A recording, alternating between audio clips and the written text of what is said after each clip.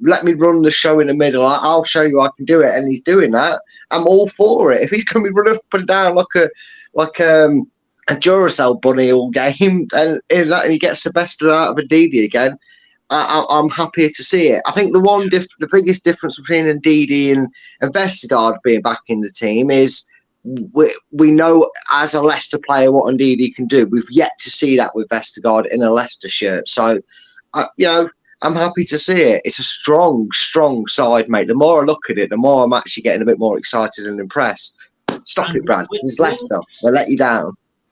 Yeah, they do. What about Winks? I mean, he's come out very, very positive, hasn't he?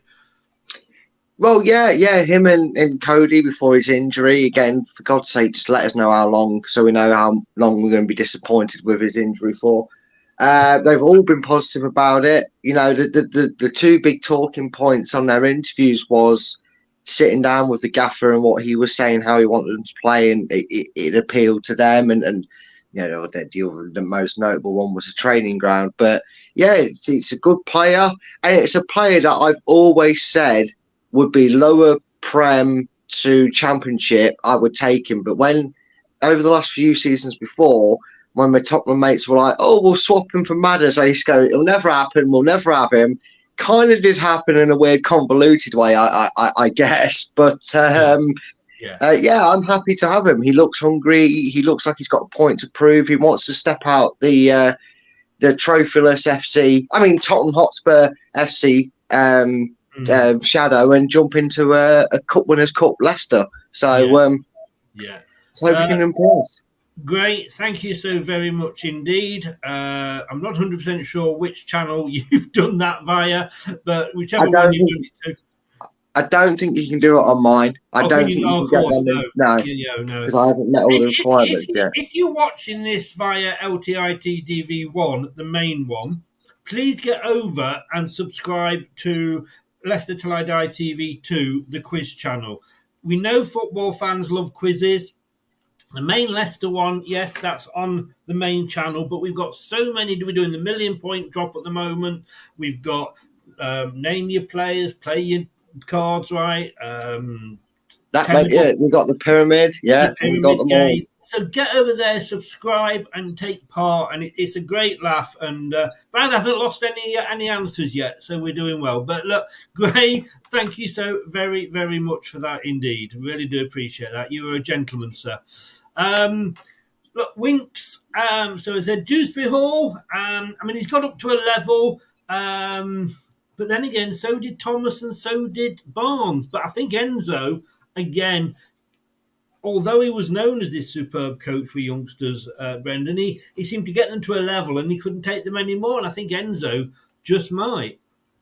Yeah, he might do. Sometimes, you reach levels with players, don't you, where you take them so far and then they need to be, managed by somebody else. So maybe that's it with Enzo.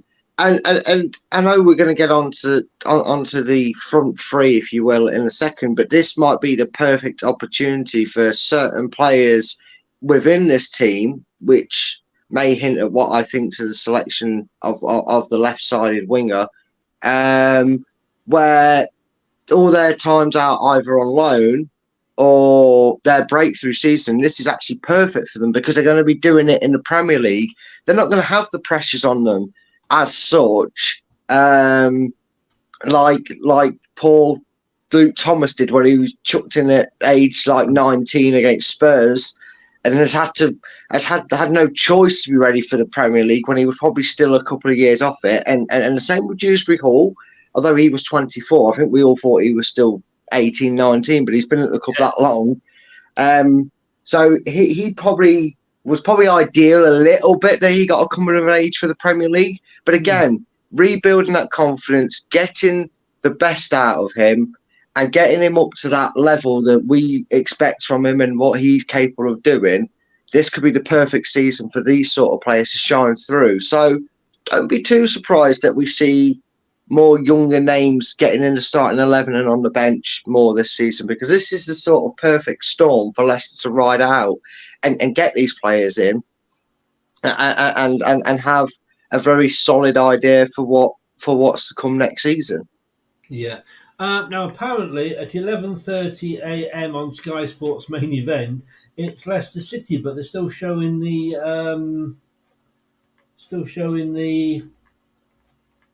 netball at the moment. I've got to be honest with you; it's not the worst thing to be watching.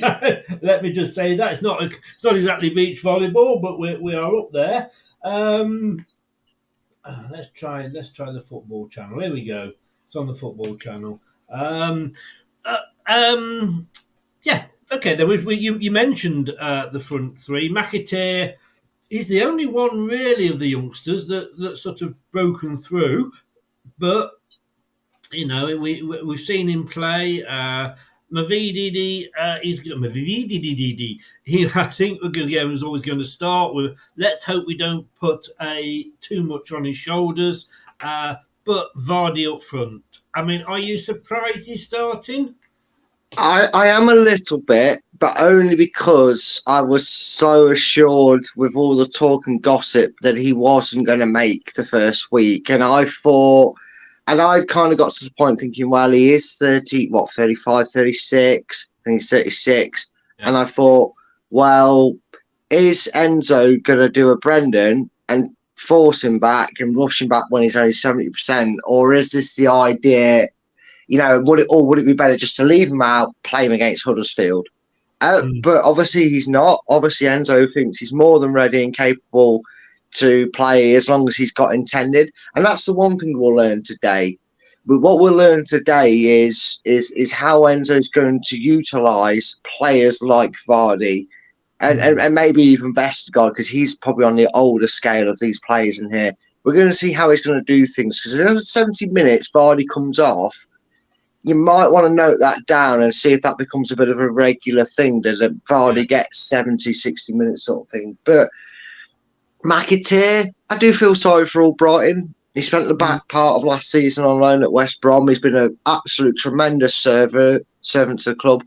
One of the few that over my time watching Leicester that I could put on a list of always gave you 110%. The striker Vardy being another one. Yeah. I call him Mr. Reliable. He's always good. But again, can you imagine? Again, he's not going to play 90 minutes. I would not have thought. No, but for him, when I saw him in the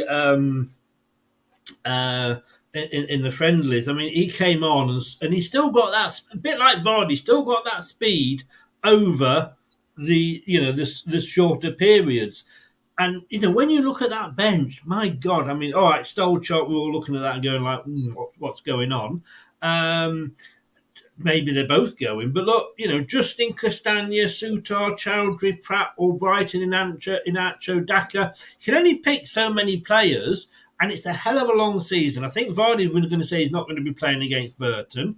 I think he'll be having a Burton, maybe. Yes, yeah. Like Grace says, Albrighton won't play much. I think he'll be like swapping almost with Vardy. That one of them will be playing 60 on, not for each other, but then the other one will be playing. Yeah, 30. I know what you mean. Yeah. But what a strong! I mean, you look at that bench, and you kind of thinking, wow, any of those players could be in our starting lineup.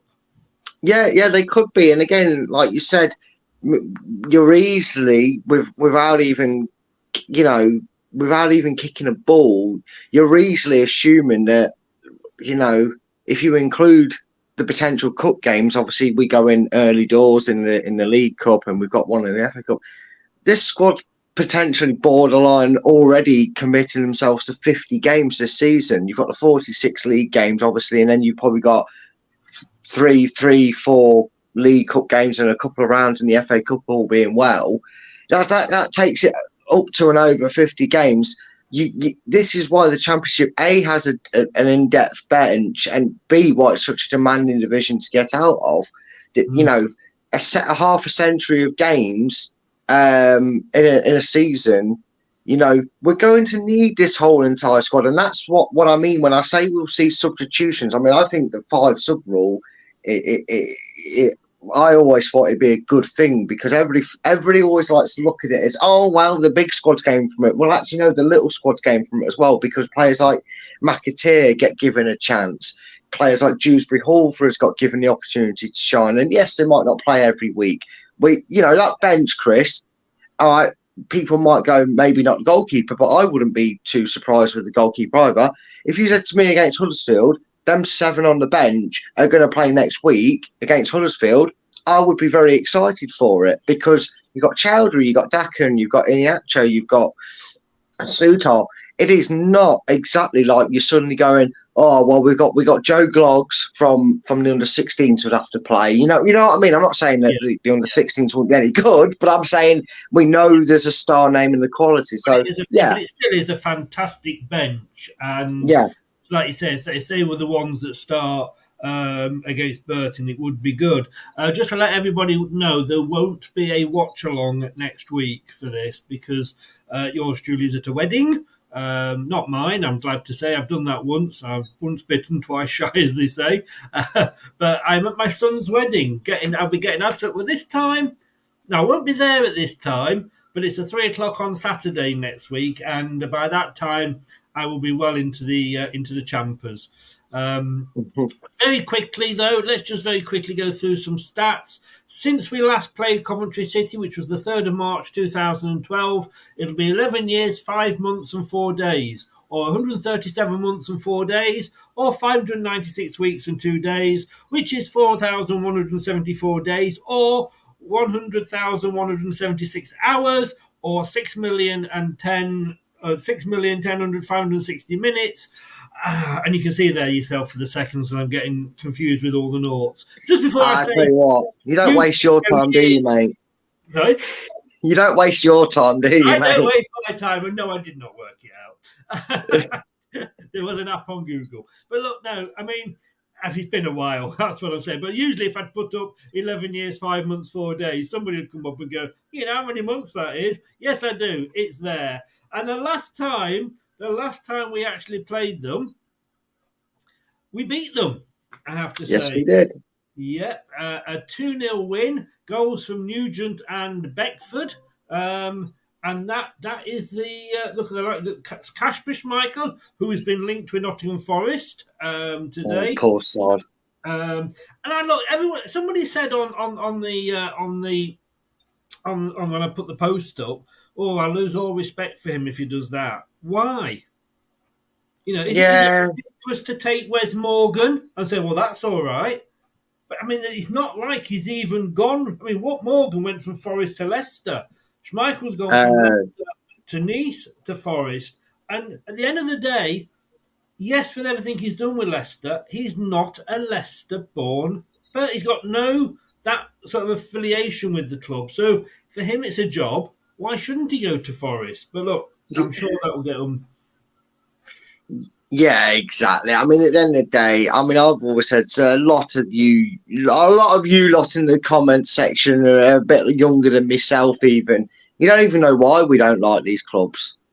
Yeah. You know, at least ours is a bit more accurate with an M69 derby, because that's what makes a derby massive. None of this shenanigans about shit works and strikes and that.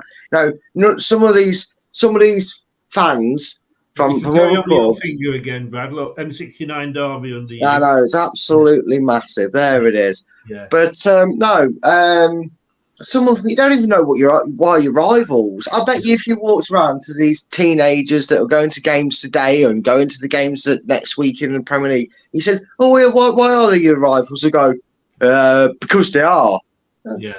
Like you said, Chris. Where's Morgan? We've sold Fry and Lennon to them before, so yeah. Just go through the teenagers. Schmeichel was in goal. Konchesky, Morgan, St. Ledger, Ben Marshall. By God, do you remember him? Yeah. Lee Peltier. He was playing not so long ago. Neil Dans, who I liked, and he never really sort of took off at ours. We got him from Crystal Palace, didn't we, Neil Dans? We did. Lloyd Dyer, honestly, who can not love Lloyd Dyer? Bet he regrets not taking that shorter contract with Leicester, doesn't he?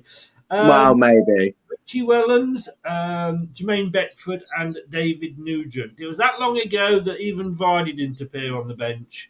But yeah, we won 2-0, like I say, 11 and 80 minutes of the goals, Nugent and Beckford. And then let's have a look what else is coming up here. Danny Drinkwater came on. Jeffrey Schlupp came on for Nugent. Good God. Steve Howard came on for Jermaine Beckford. Konchesky got sent off. Ooh, I don't remember that. And on the bench, we had also Tom Kennedy. That was in his pre-Thai prostitute days. And Sol Bamba. So, Bamba. But we don't waste our time, mate. At the moment, but I just want to go through yesterday's goals quickly. Blackburn Rovers, West Brom. Blackburn Rovers 2, West Brom 1. Sorry, this was after Friday, I should say, of course. Sheffield Wednesday 1, Southampton 2. They left it late, about 96th minute, but they got there eventually, did Southampton. And they were top of the league, as they said, for about 12 hours. Then Blackburn Rovers beat West Brom 2-1. Bristol City and Preston North End drew. I don't know why I'm smiling, but I'm confused as to whether I'm smiling because these remind me of what I said for Steve or what I said for me. Millwall beat Middlesbrough, wow, 1-0. Norwich beat 1. Plymouth beat Huddersfield 3-1. Stoke beat Rotherham 4-1. Swansea beat Birmingham 1. Sorry, drew with Birmingham 1-1. And that was an American win there for Swansea. Watford 4 past QPR. It's going to be a tough season for QPR. Look, I'm going to let you go now because we're coming up to 5 minutes before the game. I know you do the you can't watch and do it at the same time. Give me a score prediction, Brad. Oh, I'm sticking to my guns of what I've got written down on my sheet. I'm still doing my homework. I can tell you there is some shockers going on in the prediction league, so I'm going to stick with mine. I'm going to go 3-1 Leicester. You're going to go 3-1 to Leicester. You're going to have to remind me of what I went because I can't. Oh, you know what they say, Chris? You know what you always say? You might have to wait and tune into the next prediction show to find out how you're doing. Come on, I'm not asking for results, but I want to know what I predicted for this game. You predicted, good sir. Right, let me tell you. I'm like a college student. I've got all my notes down here to tell you exactly how you're doing. Where are you? Chris, you predicted for this game. Where is your results? You are here somewhere. You went 2-1 to Leicester. And as fake Steve, you went for a draw. I went for a draw. So you hedged your bets, didn't you? You're like a shrewd poker player. You're like a shrewd poker player. A little bit all in on one hand and a little bit on the other. But maybe not poker, maybe more blackjack. 2 hands, 2 different bets. That's it. Well, Gray has gone 2-1 to the Foxes. Blue Fox has gone 3-2. Chris Welsh, good afternoon. So how are you? He's gone 1-1. Let's just go further up and see if there's any more scores. I think Elevator and escalator fans came in. Lee Hendry's talking at the moment to a very nice lady from Sky. Yeah, an Xbox as well, Lee Hendry. Would a draw be disappointing? No, not really. I think Doug's gone 2-1. Elevator is in. Sorry, he's gone 2-0 Leicester. Yeah. I don't think it would be the end of the world if Leicester got a draw today. I think today, if it was a draw, you'd look at the performance, wouldn't you? Because if it was sluggish, if it looks a bit off, and if Coventry all over us, and we're looking going, thank God, Hermerson has a set of gloves to keep them out, then we might be a little bit concerned about the draw. But draw's not the worst start. Like I said, Chris, I think. Tell you what, mate, for a minute, I'm just going to get a drink before kick-off. So no worries. To get one. Yeah, no worries, mate. I honestly think that a lot of Leicester fans. It seems like we've all accepted the fact that we might have to dig in deep and let the engine kind of warm up a little bit. I mean, there is always a possibility we could hit the ground running. We could go and beat Coventry 3-4-0 today and maybe do the same to Huddersfield. But I think it's going to be a bit more challenging than we're expecting. I think the mental scars of last season are still with us more as fans. So that's probably what's keeping us a bit grounded. But a draw wouldn't be the worst result. And I don't think getting, obviously a loss would be a horrible result. But even that could all depend on the performance. At the end of the day, if it's one of them unlucky games which Coventry get a lucky deflection or a little bit of a bounce and they only win it 1-0, it wouldn't be the worst. But you don't want to lose the opening game of the season, having said that as well. So it is kind of, it's one of them. But no, a draw would be something. It would far be better than how we were last season. I know we started being 2-0 up and pretty much effing it up against Brentford last season.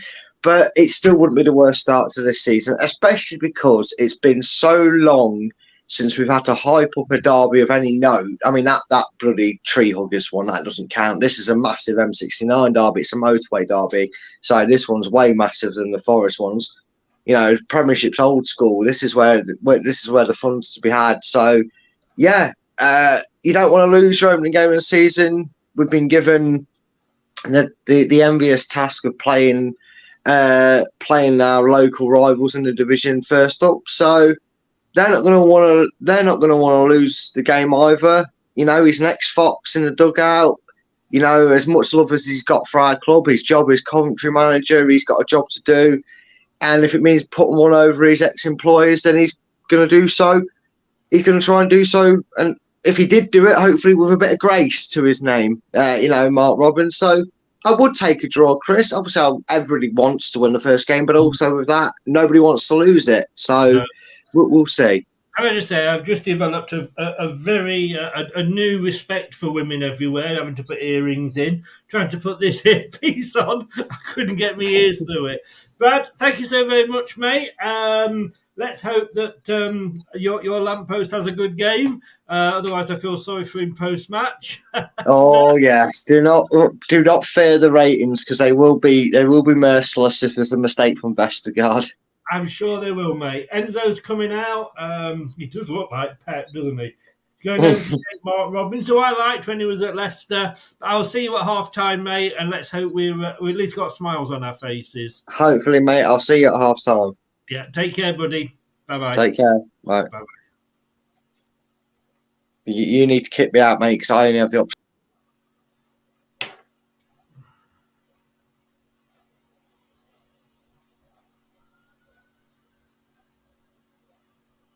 So, there we go. Top is there, next to John Rudkin. Cheers, everybody. It starts again.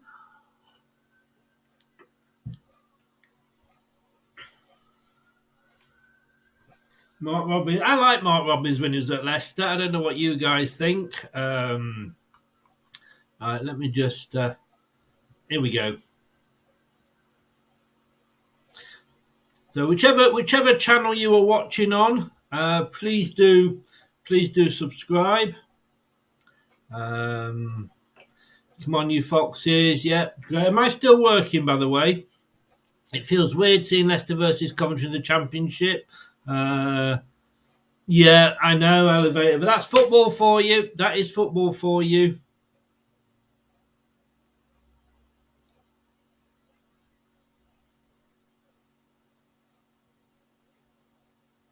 Right, here we go.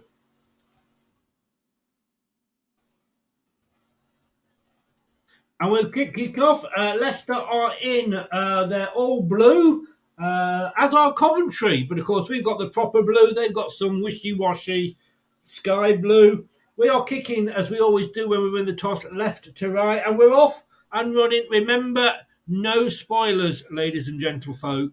It will get you an immediate removal. Scott, are you now in on our main channel? I don't know what's happened here. It's all gone very small on me, this at my end, but I think it's because I've kicked Brad out, I think.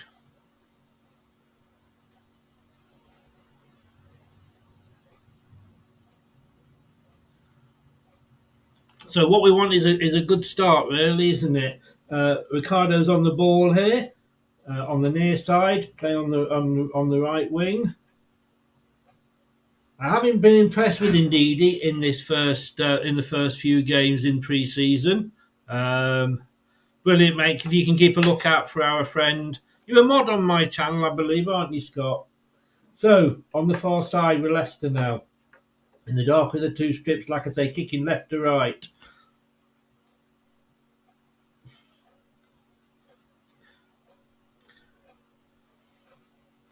An interesting team lineup.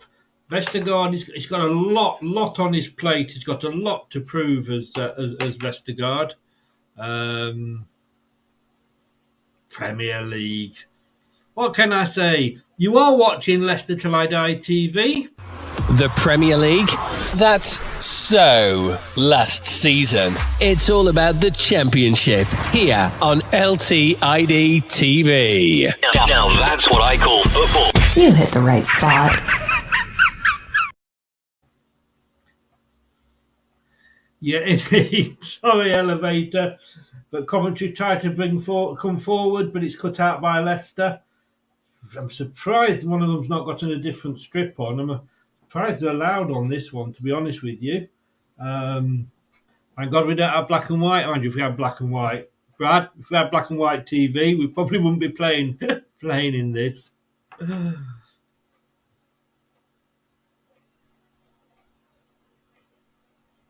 Don't forget, you can become a channel member for just $1.99. We are going to be doing some member-only shows, and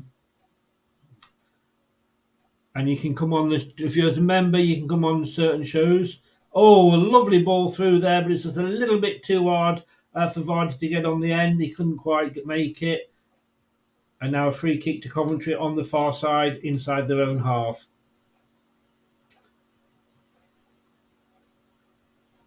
Three minutes gone. Just to get anybody's timing up there or lining up their stream with mine. I'm on 3 minutes. Don't know. Apparently he could be, but I mean, they're in no hurry because they don't kick off till next week. So good defending by Ricardo, but it only goes as far as a Coventry player here on the near side. Oh, chips it in, but it's headed out. Are we going to see the same old Leicester and the fact that we take an early step back and concede a goal early on? We played it out very nicely there. Nice, yeah, some nice play. Oh, lovely through ball. Mavididi, can he get on the... He did, he kept it in. It was a lovely ball, a bit too hard, but he managed to keep it in. If still with Leicester, he loses it, but Leicester chip it into the box.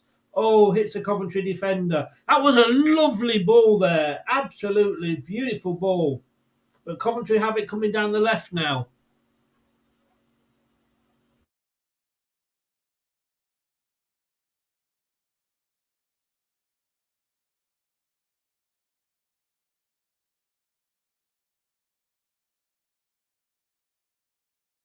At 12 p.m. Just got Alexa reminding me that the game's on. Thank you, Alexa. Leicester have started this really well. Couple of lovely balls through there. That last one was really, really good. And we didn't look too troubled in defence. We played it out with that short tippy tappy football, but it looked effective, which is something it never did. Yeah, it is great. It is. Our weaknesses have just been our defence, Elevator. You're a Liverpool fan, aren't you, Elevator, if my memory serves me right?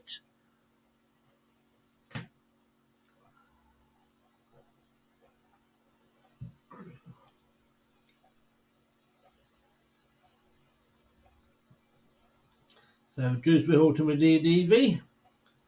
I don't know how I can't get my head around. Mavididi.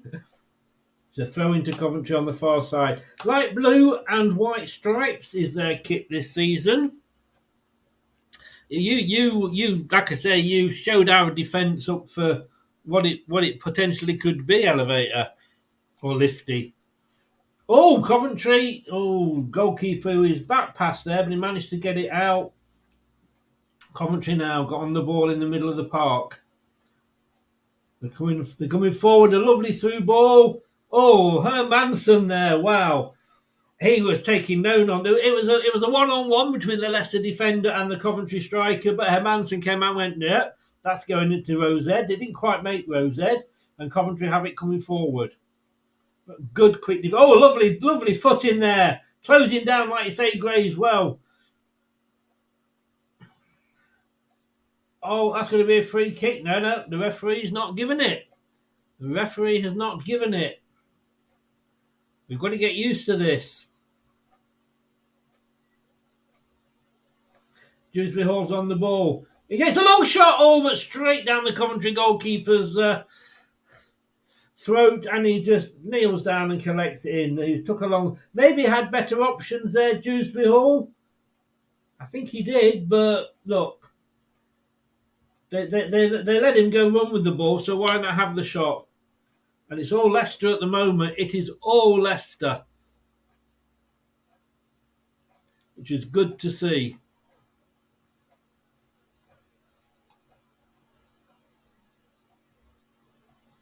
It's an energetic start, like we say, from both teams. 58% possession to Leicester. They've got it on the near side. Ricardo can't control it. It ends up with a Coventry player. Faze gets in there. Oh, that's going to be a free kick. They bailed the two of them sandwiching the Coventry defender there. It's good to see the Hair Bear bunch back with Faze.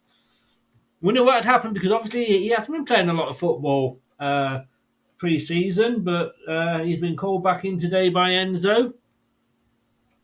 I went 2-1 to Leicester. Leicester for life.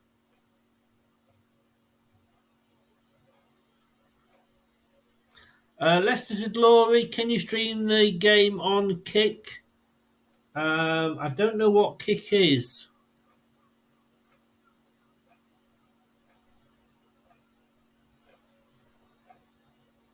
Yeah, Gomez, Lifty. I've heard about him. Yes. No, I've never heard good things about him. Let me just say that.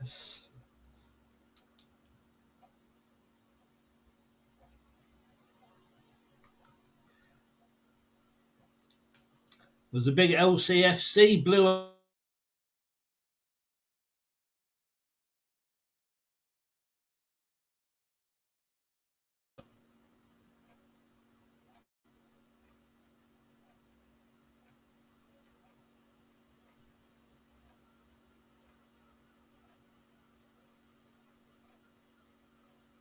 Tell you what, this is a bit different than the starts we're used to under Brendan.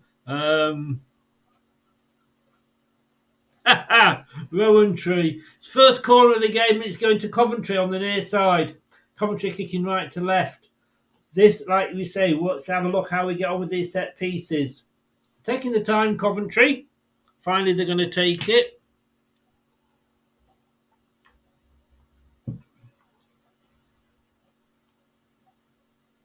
Oh! All the way through. Hermansson went up for it. I don't think he got a touch on it. Coventry are asking the question. But there's no VAR and the referee didn't give it. No, I think he went up for it and then decided... Yeah, he went up for it, decided he wasn't going to get it, and then the Coventry player ran into him anyway. So it's 9.5 minutes in. It's still 0-0. Indeed, Gray, totally. What's he going to do with this? Is he going to... He's played it short, Hermansson. He gets it back. Now what's he going to do with it? It's out to Faze. Faze forward. Lovely ball. Oh, a midfield splitting ball that for Leicester. And they come away again. Dewsbury Hall plays it out to Movididi. What can he do with it? He gets a cross in and we get a corner now on the far side. This is end-to-end. This is really end-to-end. I think I might have to miss my son's wedding next week to watch if we play like this. Is good. We've probably played better football in... Oh, was he offside? Better football in 10 minutes than we played in however many minutes the whole season was last year. He's been given us a corner, not whether it was offside or not. Dewsbury Hall on corner duty on the far side. We are kicking left to right, remember. All the players are up there.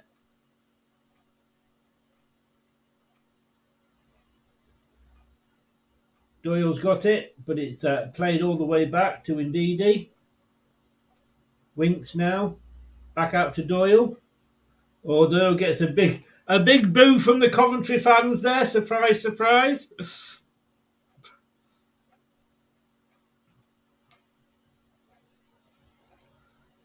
Steven Grivovic, ex-Coventry City goalkeeper, has just said Leicester are playing like Manchester City. Now, you can see Manchester City style in Leicester's game immediately, especially with Ricardo. The right back is basically playing in midfield when they have the ball. Free kick to Leicester, is it?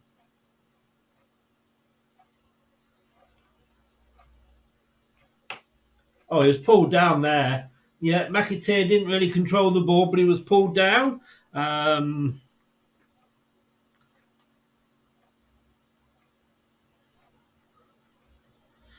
you've only got, well, you've got more than a week left. Your week till you kick off, but you've got till the end of the month for the transfer window. So free kick to Leicester on this near side.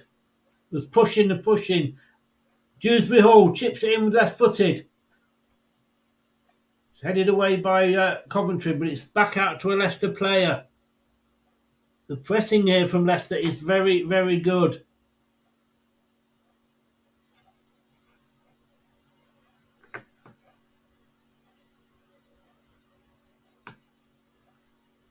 It would be nice to see Doyle get one, wouldn't it?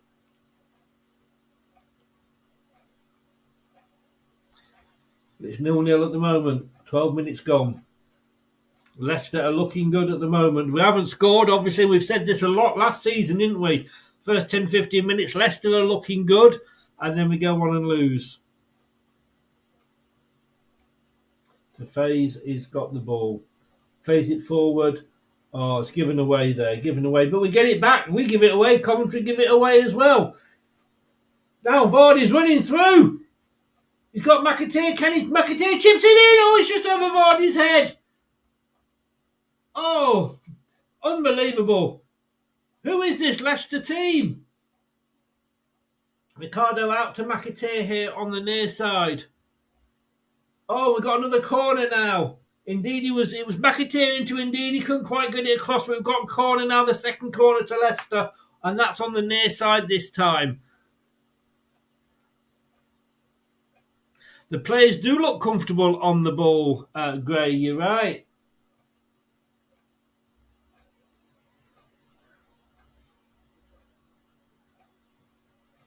I mean, we are playing the team that was one kick away from potentially being in the Premier League next season. It's out for a goal kick. So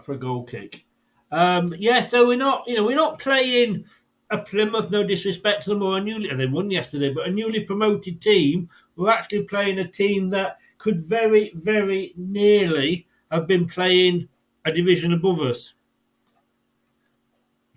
Now, I know obviously we didn't look that good against Liverpool, and it makes you think, like, I said with Brad earlier, what, might have been if we'd still been in that division. I don't know. Oh, we're coming forward again now, Leicester, on the far side. Just calming it down, just picking the players out. Somehow managed to get it, a long shot! Oof! Again, this time from Ricardo. Why not? Why not take a shot? Test the goalkeeper out. Don't be afraid to shoot. Yes, I know we're going to complain and say, well, why did he shoot? Why didn't he pass? I did earlier. But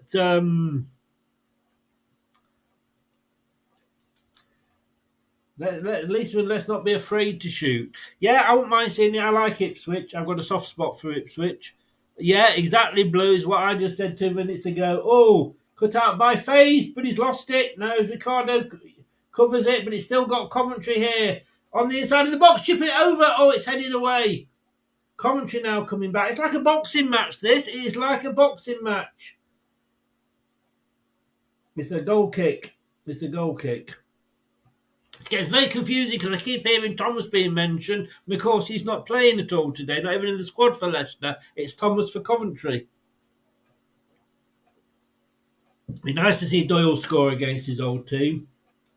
Well, I can see we're going to be playing this season of playing out from the back. There was another short goal kick to a defender, back to a goalkeeper, and now we're out to the far side. That's what Enzo likes to do, which in fairness, I think 95% of clubs seem to do these days. Oh, a lovely ball through here. Leicester, oh, unlucky. That was a lovely 2-3 passes, and he's through on goal, but unfortunately it went the wrong side of him. And good defending here now by FaZe. Good defending by FaZe. This, bloody hell. No, I mean we are only 15 minutes into the game here, the first quarter of an hour.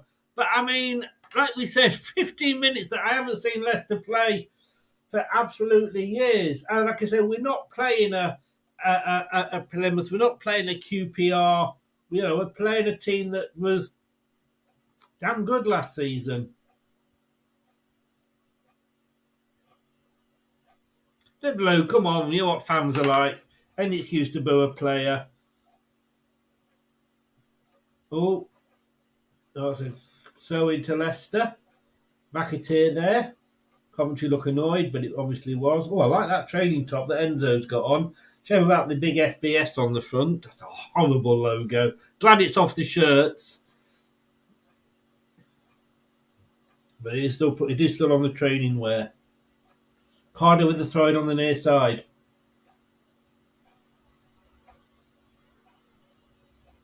Oh, spraying it out to the far side now. Lovely, lovely little spray out. Oh, it's through! Oh! We are playing some absolutely defence-splitting passes. It's a joy. It's a joy. Dare I say, like watching Brazil. And I know that's probably going to come back and bite me on the bum. It's good to see apparently James Justin, Leicester star Justin, has no intention of following Maddison and Barnes out. That was reported in the Sun today, so that's good news.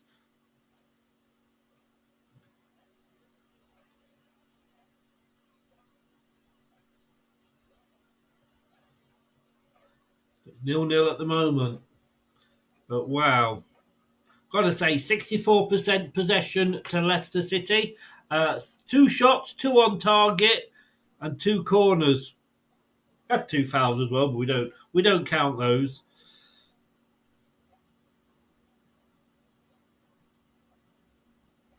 Faze on the ball on just inside the Coventry half, plays it inside. Indeedy. Played forward. They're just keeping control of the ball, keeping hold of the ball at the moment, Leicester.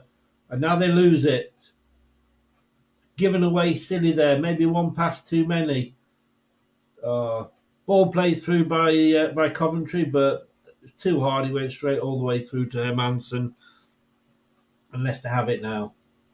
I'm just worried. I don't know if they can keep this up or not. Frank Gooden, hello, how are you? I'm not sure. They finished in the top 6 because they were in the playoffs.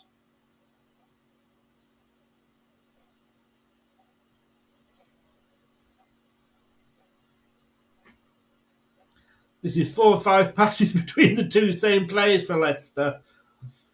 A long through ball trying to find out Malvididi, but it didn't quite get to him. And Coventry have it. He can come away on the far side, breaking into Leicester's half now. And it's an awful ball. It was straight to Faze, who just said, "Thank you very much. Let me clear it." Oh, Leicester. I'm on the edge. We're looking so good. Is a free kick to Leicester there. Of course, Vardy is captain today.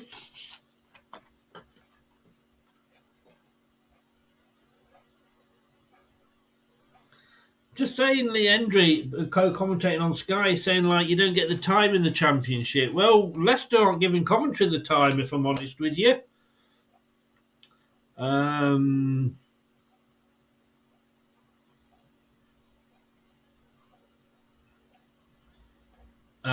LCFC, welcome in. Gray, it's great not to see the same boring team from last season. It is. I think had we stayed up, we might have panicked into maybe keeping some of the players that we let go. I think Mendy we should have kept anyway. But look, so I think going down was what was. Now we went down to League One. I've said it many times. It's what's needed. Oh, a lovely ball through. McAteer here controls it excellently. What control there from the youngster. It's passed over now to the far side. Played in Dewsbury Hall. Oh, it was behind everybody. I think it took a deflection. But it's still Leicester now. Winks Ricardo. Back out to Doyle. Doyle. Vestergaard with the ball now in the centre circle. In the Chelsea, what am I saying? In the Coventry half. 71% possession to Leicester at the moment. That's going to be a through ball, but it was too hard, unfortunately. But we're playing some nice through balls, and that is excellent to see. So Castagna, yeah, I wouldn't argue with that. I still think Wout Faes. I still think going the goal to Anfield. Yeah, without that win, you wouldn't have finished in the top 4, would you? But look, mate, he couldn't do either of those two again if he tried. Certainly not the first one.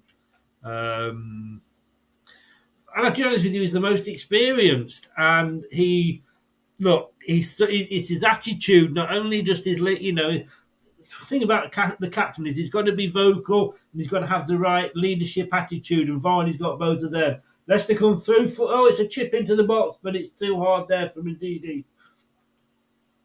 And we've got 22 minutes on the clock. Thunder, good evening. Good evening. What I was saying, hello. I missed you before. I do apologise. I saw you come in.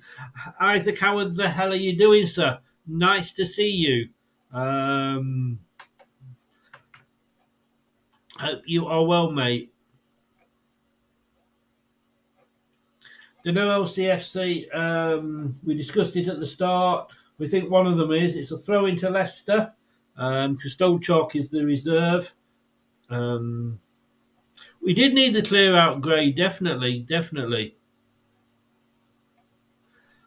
be honest with you, Scott, we seem to be supplying the whoever's at the front at that particular time very, very well. We're playing some lovely balls through, and here's another one. Ndidi, he couldn't quite get his shot off. Ndidi is another player. Leicester win the ball back again. It's a long shot from Dewsbury Hall, but it comes off the defender and Coventry bring it out. Ndidi is a born-again player. What the hell has happened to Ndidi? Well, what Enzo's been putting his coffee. But now Leicester take the ball again. We are getting these tackles in. We come forward.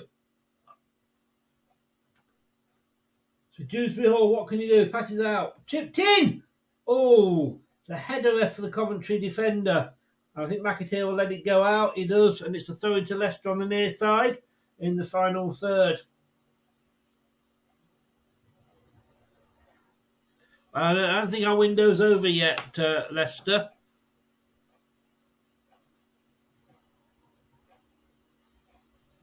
To be honest with you, I think they all look comfy in possession.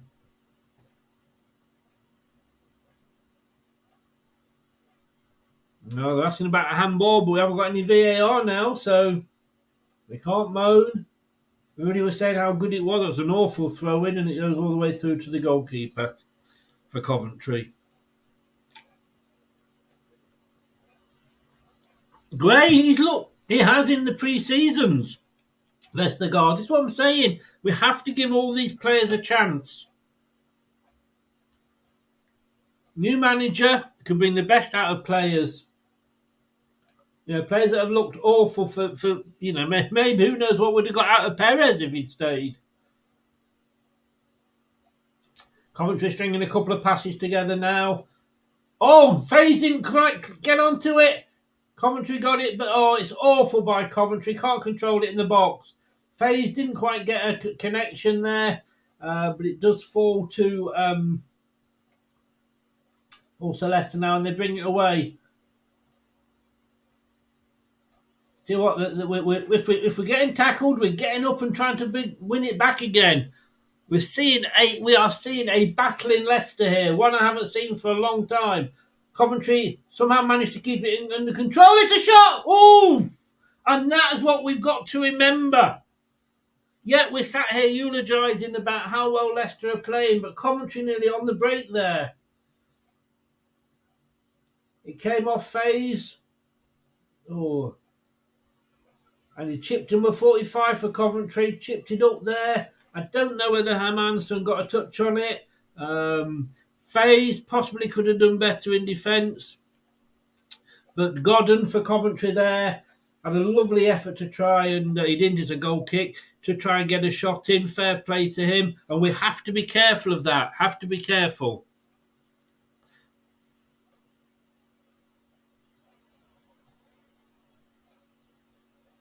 Well, I know what you're saying, Lifty. He does. He has actually been at Fleetwood before, so he's not actually a one-man play, a one-club player. But he's only got one season. This is his last season at Leicester. I don't think he will stay on as a player. If Sheffield Wednesday go back down, would he go to them? Possibly. Obviously, that's his club. But 36. But Ricardo there, a bit too hard there for Ndidi. Ndidi's playing well forward. This is fantastic. We do, Gray, you're quite right. It's passed with purpose. I used to when I was younger want to be a whale, but then my life got a porpoise. That joke might have been better if I'd thought it through and remembered it. Facebook people, you need to put your name at the end, or I just don't read it out. I'm sorry. You know what the rules are. You either sign in to StreamYard so that your Facebook details come up, or you put your name at the end of it. So Leicester playing really smart football. 28 minutes gone here. Let's just have a look at 64% possession it was. Has that changed at all? 69% now. Leicester really monopolising possession here. They're coming forward.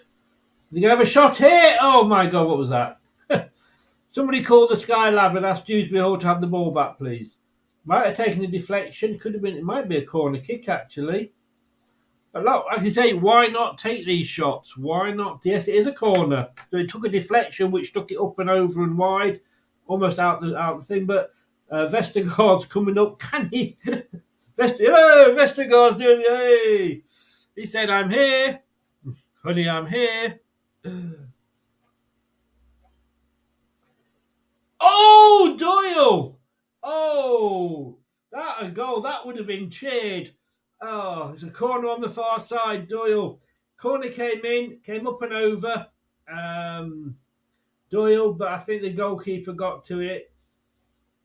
Yeah, Vestergaard was behind him. He headed it down. Guys, Jason, how you doing? Yeah, totally dominant we are at the moment. That was a poor corner, though.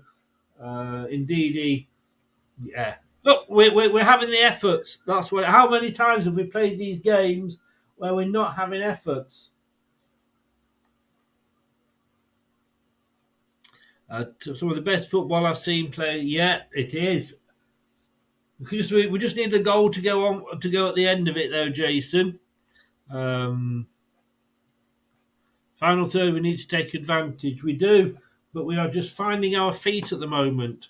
Finding our feet.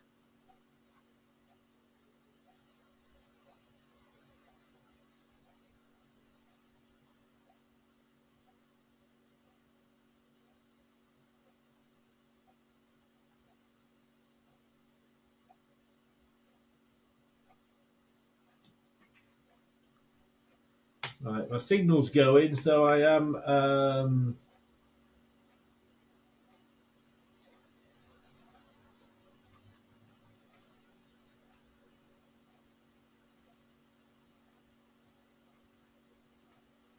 Right, so 30 minutes gone. I don't know what time everybody else is on.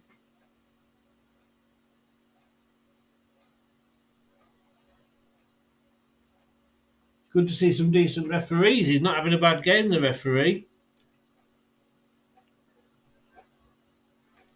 What time's everybody else on, by the way? I've just gone up to 31 minutes.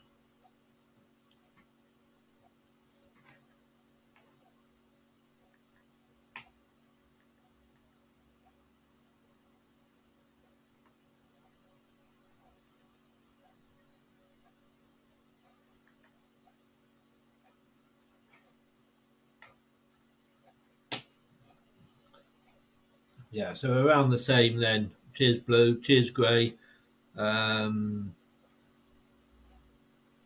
Possibly Blue. Yeah. I gathered, Blue. I gathered.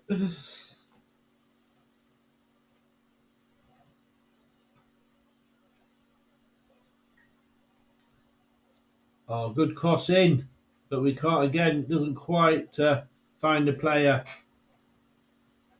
I mean, for me, obviously, I want the result. Of course, I do. But for me, what I need is the result, is the performance. It really is.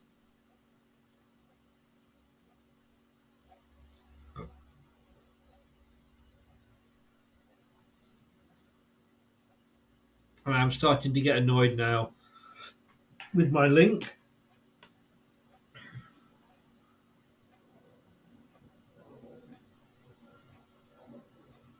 Headed away, but Coventry bring it away now down the near side. Oh, Faze comes over, sliding in, gets the ball. No nonsense. That's the Faze that we bought. No nonsense defending.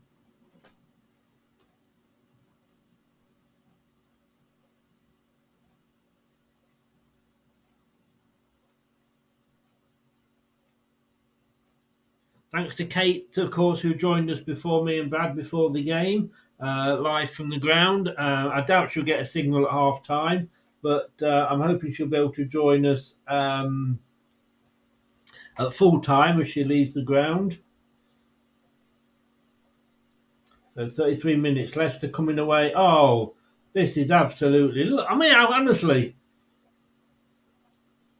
it makes me want to go and get my bananas out. Oh, it's a free kick to Leicester. It's outside the box. I think the Leicester player played for it, McAteer, but he gets the free kick, so I don't care. Yes, yes, Gray, he is. And was Brendan just stale, or was he just absolutely? He had his limit, you know. But Doug and the Liverpool fans were saying, you know, Rodgers has 3 years and then he runs out of steam. Maybe that's what we were seeing. Maybe that's what we were seeing.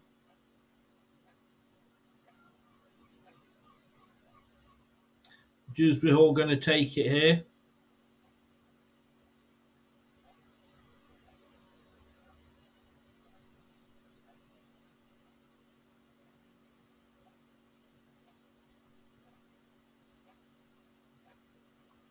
So Dewsbury Hall just outside the on the near side, just outside the penalty box.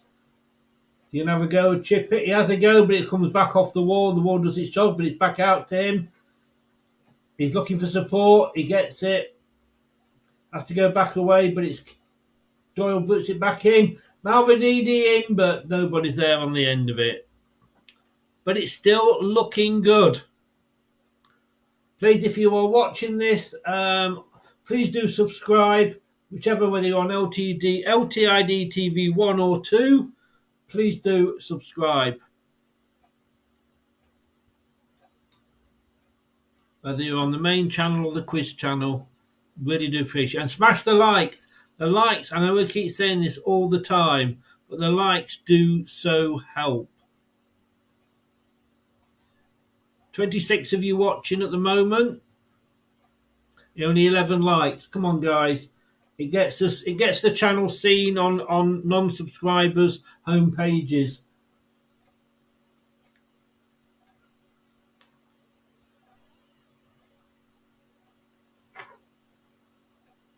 The Faze is on the ball. 35 gone here.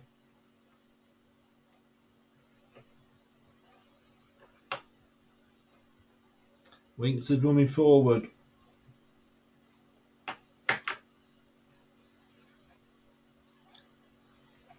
Are you guys all liking the new graphics for the new season?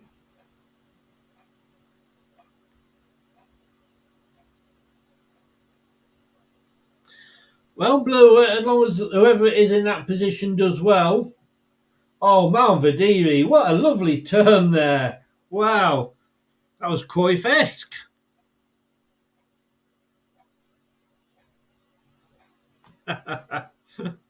Now bouncing.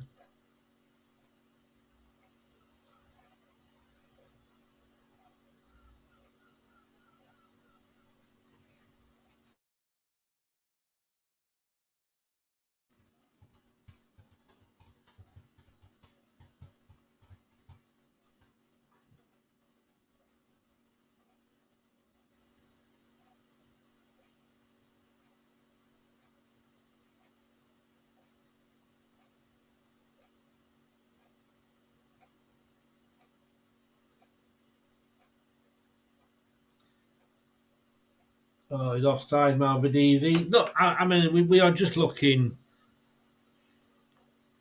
Cheers, Gray. Thank you so very much. Don't forget that I'm not going to be as involved, although it will still be my channels, both channels. Of course, Brad will be running the quiz one for me, but Brad will be taking a lot more of the games. I'll be doing the watch-alongs, which will be either one or two a week. I'll also be doing the debate show, but the prediction league, the prediction show Friday night, and the preview show Brad's going to be doing. I'm going to be taking a step back because obviously I'm doing the radio breakfast show now, so which you can hear 7 till 10 a.m. on surreyhillsradio.co.uk. A long shot straight into the arms of Hermansen there, didn't even have to move. They've lost a couple of players, obviously Coventry, but they've already had shot a warning cross across across the bows. They're not going to be taken lightly, Coventry, and the longer that we just can't score, they're still in the game. So you're quite right, Zane. Indeed.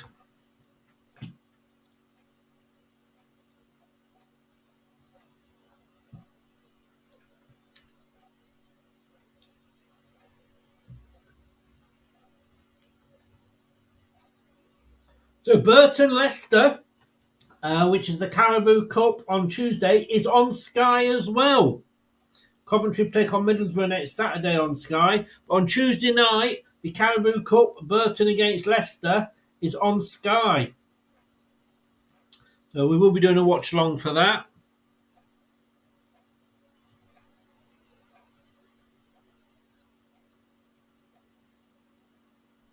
You think so, Scott?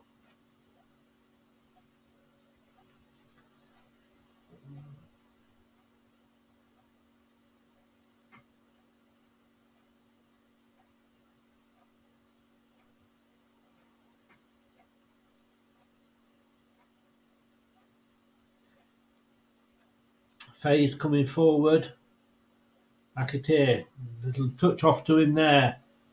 Plays it back to Ndidi. Vestergaard brings the ball out. Having a fair game, Vestergaard. Having a fair game.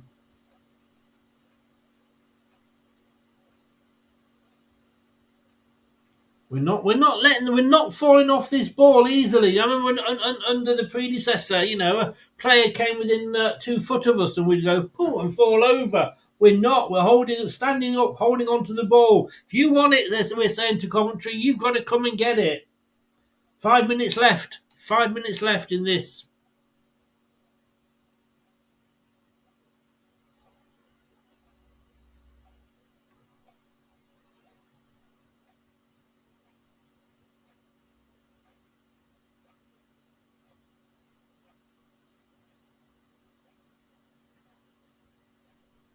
Yeah, they're just saying then on the stream, Vardy not really been in the game much.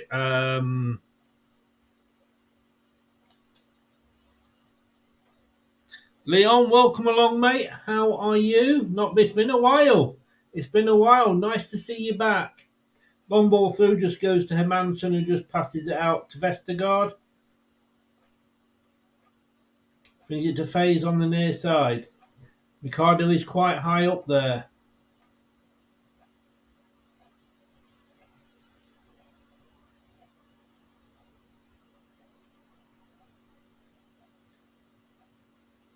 Leicester again, not letting the ball go. Getting tackled but holding on to it. Got nowhere to go with it now, Leicester player, but he finds out Malvididi. Just passing about. On the halfway line with Vestergaard. Lovely ball through by Leicester. Malvididi loses it on the far side though. But then Coventry give it away and Leicester break. Oh, Winks couldn't quite have that final touch. It's that final touch in the third again. Jeff, hello, sir. Did you sleep in? Faze, what defending? Oh, Malvididi on the far side now. He's attacking. He's running into the box. Can he get the ball across? Oh! You just didn't want Faze to be the one that was going for it there, and unfortunately he was. Malvididi there. I thought he'd missed the chance to get it across and he might have a go. Absolutely. 3 minutes off the break here. It's quite possibly there, Jeff. Only got one goal though, is that right, Leicester? Yeah, I mean, I think they've got to double up on a lot of our players, Scott, because at the moment we are overrunning them.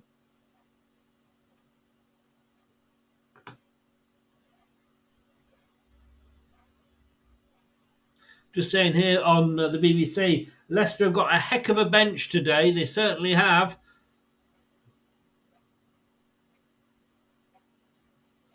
Oh, Leicester playing dangerously at the back.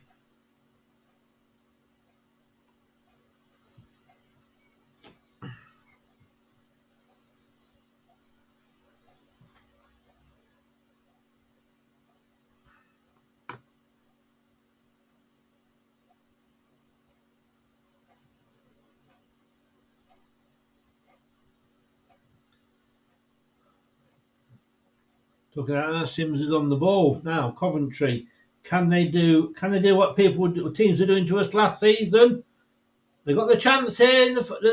We haven't got it away yet. Oh, it's took a deflection and went to the side. It could have gone anywhere. We have got to be careful. That's twice Coventry could have just nicked a goal on the break.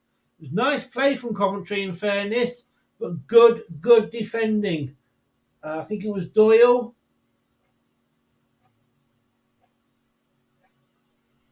No, I think it was Winks, actually. Yes, it was Winks. Good defending by Winks there. Made himself available in the defence and got the ball out.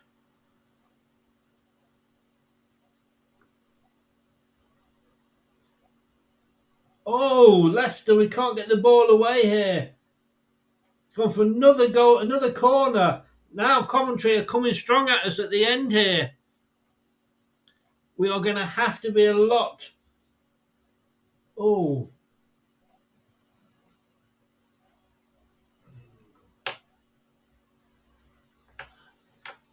Come on, Faze. We don't want to start this season like we did last season. So it's another corner.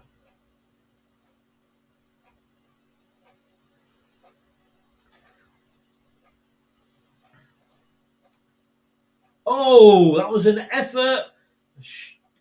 Oh. All right, this is getting me worried now. It's a minute of injury time. Shall we ask them back? You know who I mean. It's been a while. They've been on their holidays. Guys, come on in.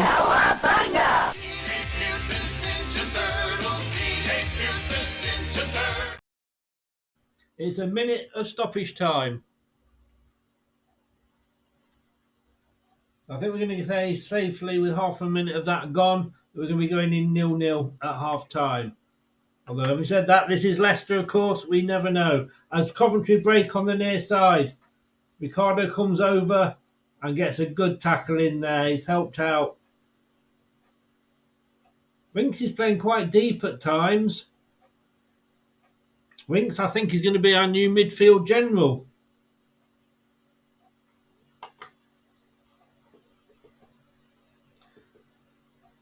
McAtee! Oh my God!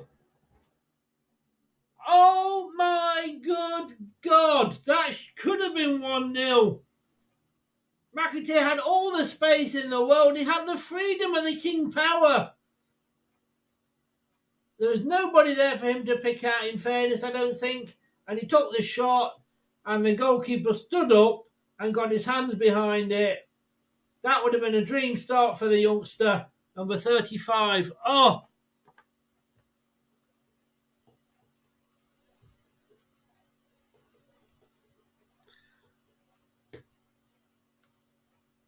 I think that is it, though. I think we're all over for the first half, and it is Leicester City 0, Coventry City 0. But what a start. What a first 45 minutes back in this league for us. So, what are we feeling, guys? What are we feeling? It's looking good, is it not?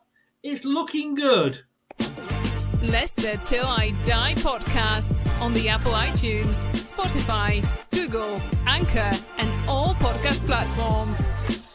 Something is coming. The TalkSport Fan Network is the ultimate on-demand destination for the UK's best fan-led football podcasts, including Leicester Till I Die, independent analysis and reaction for the Foxes faithful. The TalkSport Fan Network. Unbeatable club-dedicated content created by the fans, for the fans. Follow the podcast on the TalkSport Fan Network. Leicester Till I Die podcasts on the Apple iTunes, Spotify, Google, Anchor, and all podcast platforms. Something is coming. Something big to this podcast. Hello, Chris. That's me. Hello. How are we doing? 0-0. 45 minutes into our new season, and my God, what a game. What a game. We should be ahead, but then Coventry could have nicked it as well. But Vardy's not really into it. I'm sure Brad will join us in a minute and we'll have a chat.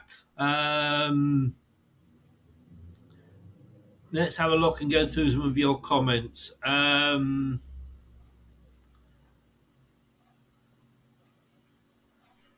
goal and the floodgates could open.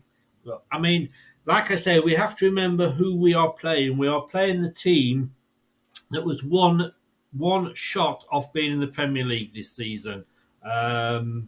And to me, this is the proper derby, the M69 derby. It is the proper derby for me. But look,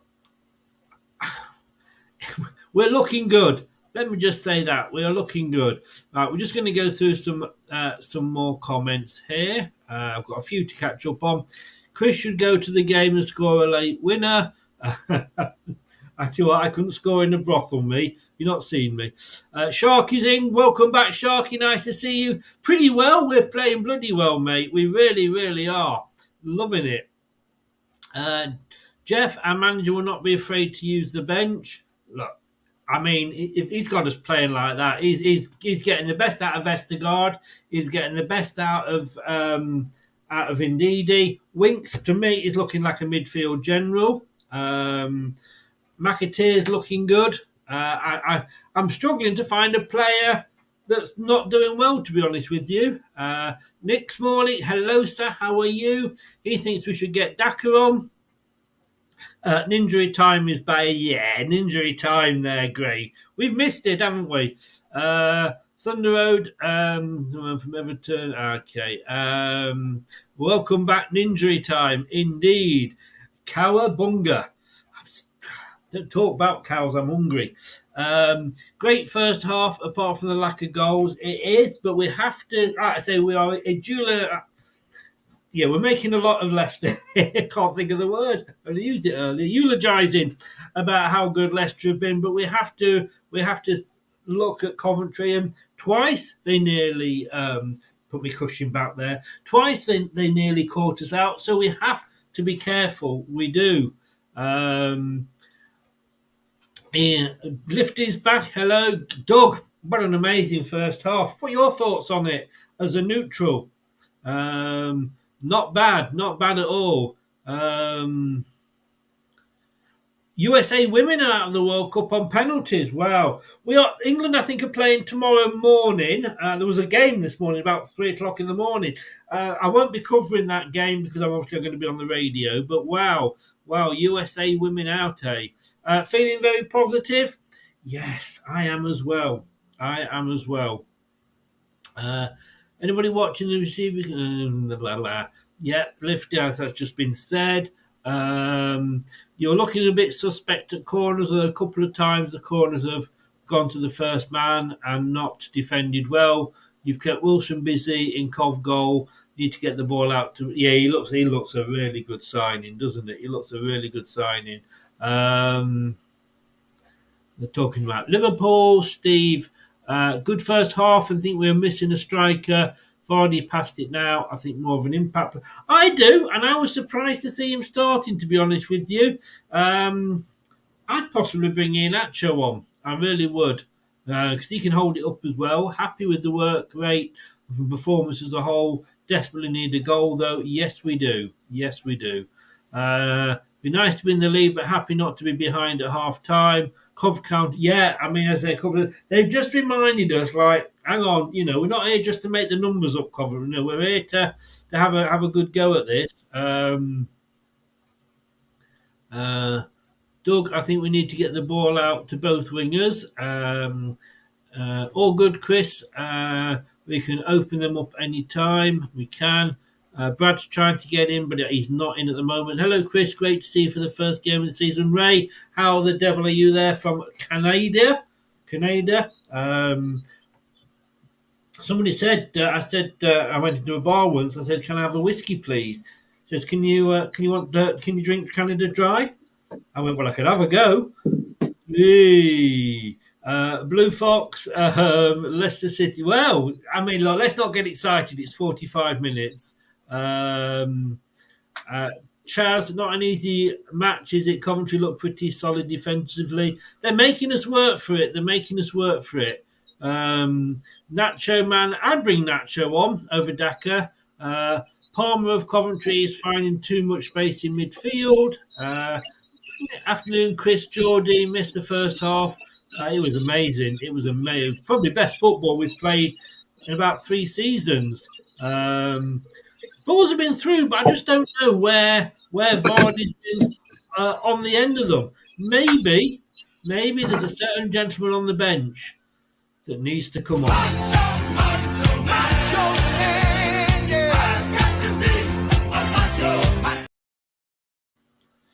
Yes. Well, that didn't quite work because I meant to have this ready when he came on. Brad, how are you feeling? I mean, I don't know about you. It's pretty much I'm stood here with a stiffy. It's that exciting.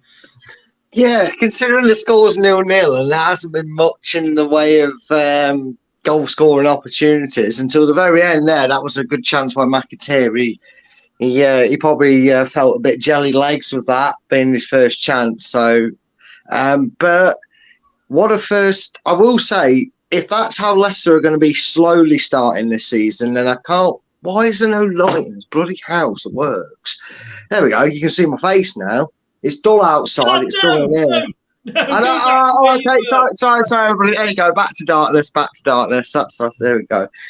No, that first 20 minutes, I was thinking, if this is the slow Leicester City, you might as well give us a trophy now when Leicester get up to speed, the way they're passing the ball around.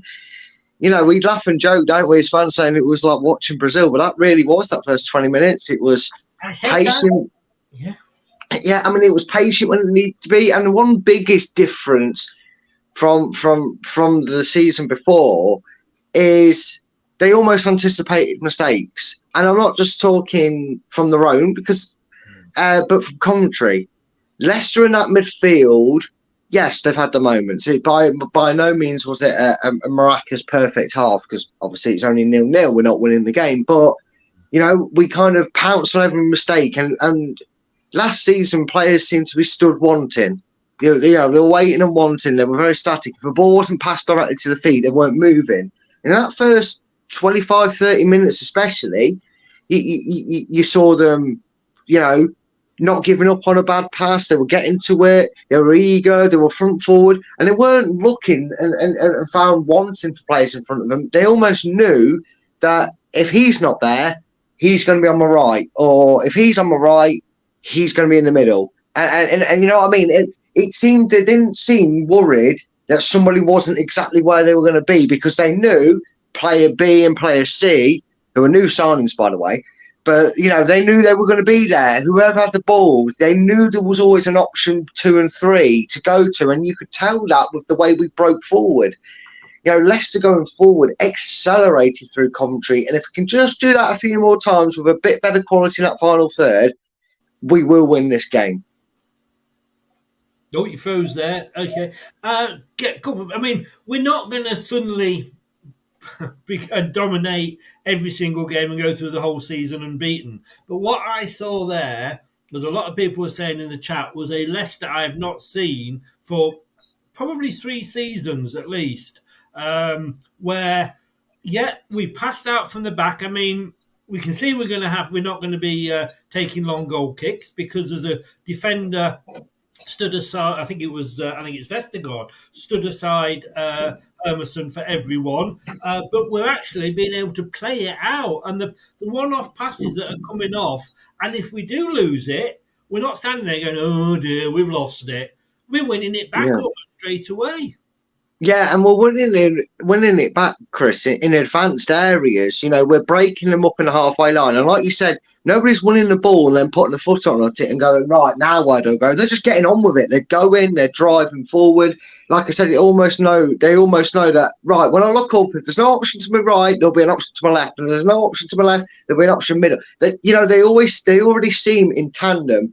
And there's one player that I don't know, maybe he's dividing opinion at the moment for his role, but I've really been impressed so far.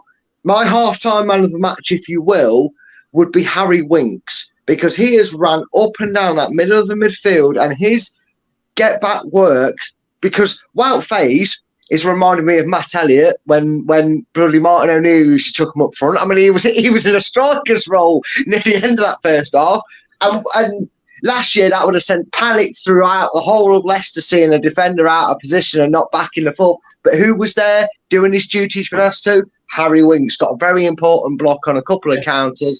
He looks tackles as well. Yeah. I've got him here. I've actually written down, and I said it just before you actually came in the green room. But I said it. He's been a midfield general in that half. Yeah, he really has. He looks controlled in that. And I think that sort of player and the way he's gone on and performed in that half has completely freed up Ndidi. And Ndidi looks a scary asset again. He looks, a very good player to be having on the pitch. We're not kind of going, oh, no. And Ndidi over, we're not started doing what we did last season and going, God, what's up with Mendy? What's up with Samori? Why is Ndidi playing? I'm looking at that first half, Chris, I'm going, Jesus, he's got license to go with Ndidi, and that's all down to Winks. So, like I said, half-time man of the match performance. And that Mavididi, hello, Mr. Stepover man. Maybe this is the Brazilian we're meant to sign. He's just got a different nationality. We've got the French connection over Brazilian with a different nationality. I know, right? Like that. The Brazilians are straight down the middle, but you won't. Well, exactly. Exactly. Mavididi. Let's go. Let's talk about him for that. He's looked good, hasn't he? He has looked good. Yeah. There's a threat that I haven't seen us have down there. All right, he's stepping into Barnes' shoes there. Again, let's not get excited. It's 45 minutes, but at the end of the day, looking good. And just while you talk about Mavididi, I'm going to take advantage of you being in and go and water the plants and get myself a drink. So do talk about Mavididi. Don't talk about Vestergaard. I want to talk about him when I come back. But Mavididi and Katey, your thoughts on, say, those two? Yeah, it's been a little bit contrasting how they've both gone on. There was a little bit of expectation around Mavididi. He came with a very good press report. All the people that knew him from his previous clubs have spoke highly of him. He caused a bit of excitement in the club. Maybe that was more because we were a little bit desperate in that area with losing Barnes, that we were hoping he was going to be really good. And he looks controlled on the ball. I mean, some of the runs he's been making, he's created his own spaces. He's found himself with the ball at the feet more times, with a lot of space, more times than not. He's got a good eye for a pass, not quite worked, at times, but you can see he's got the brain of a footballer. The way he looks around and just gets his head down and goes, and I think if that's the sign to go off that first 45 minutes, we're going to see a very good season from Mavididi.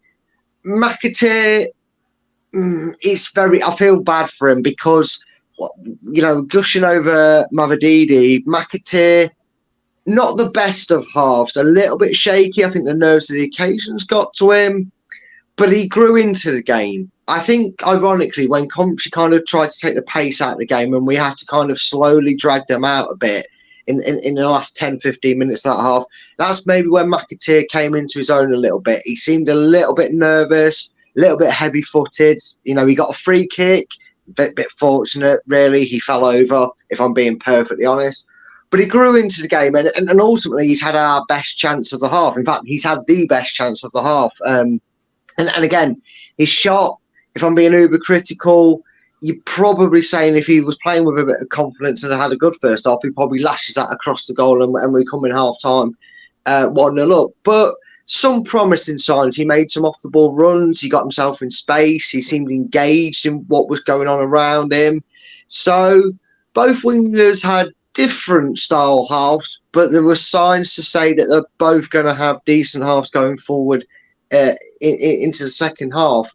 I mean, one thing I have noticed as well, and it's one thing that I kind of more criticised Brendan for than I did Barnes or Tete or whoever was playing out on the wings, is the fact that Chris has gone for a break, Stuart. So that's why I'm doing the waffling. I can't stream it. I'm not seeing it. I can't watch it on my phone. I do apologise. So, but in terms of how they're going, the fact that they're coming into the middle and kind of rotating positions is really good. And yeah, so far so good. Let's hope it continues this half. You guys will let me know if it's continued this half or not. I think we're going to have to not expect the same 25 minutes that we got at the start, because Coventry grew into the game a little bit later on. So it might be a little bit more patient, but I think we've already seen that they're willing to be patient. They're willing to go, okay, you're going to sit deep, well, we'll drag you out. We saw the little intricate 5-10 yard passes between the midfield and the defence, and that does, no matter who you are, eventually drag you out of your little cubby hole in your own 6 yard box. And when Leicester did that, that's when they threatened Coventry again. And here he is, the host with the most. He can get back to it. Coventry have taken the lead.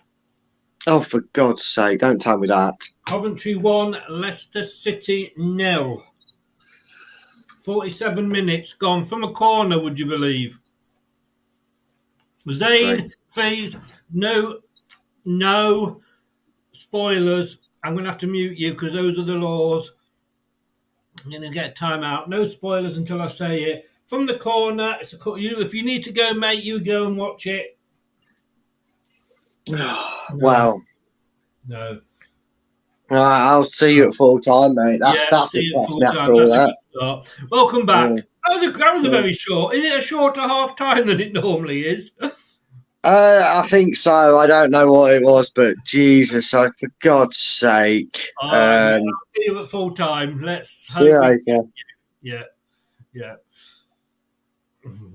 Oh, where we go. Thanks, Brad, by the way, for coming in. What the hell is going on?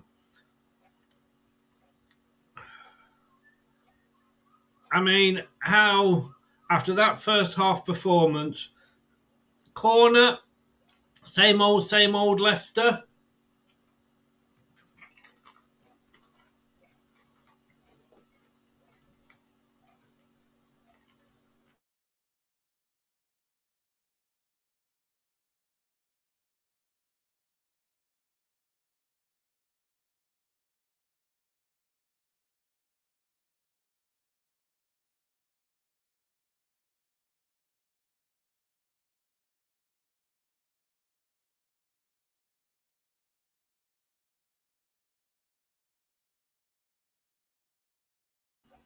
So after everything we were saying and eulogising about how good Leicester were, that goes and happens.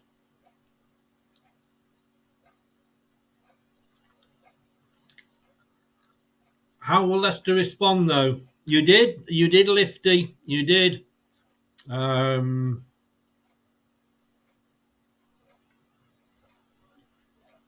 Like I say, only one rule. Well, the main rule in watch-alongs is you keep your gob shut until I say it, because it ruins it for everybody.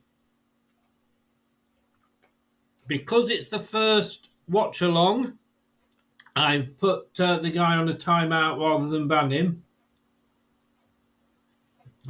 This will see. I mean, again, same old Leicester, not taking chances. A lovely ball across. Katey, he just controls it well. He's in this team on merit, Katey. Leicester coming away here. We're on the near side.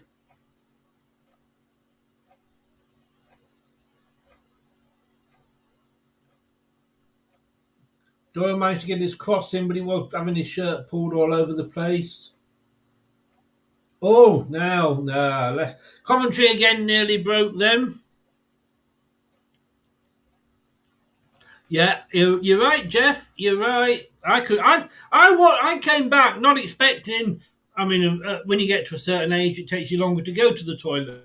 And I had come back not expecting that we'd have actually kicked off. And then when the show, I thought, 46 minutes. That must be like a replay at the end of the first half. And then the goal went in. I thought, what?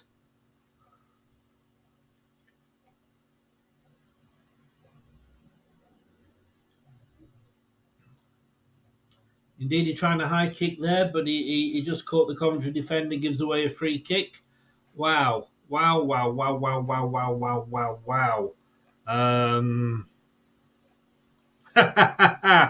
Corner again, yeah, Gray. I mean, I just don't know where.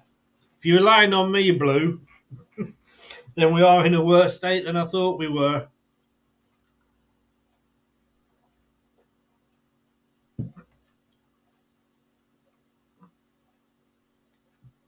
I think Vestergaard's going to get a booking here. The referee doesn't drop his mic, his whistle, then his card. First booking of the day goes to Vestergaard.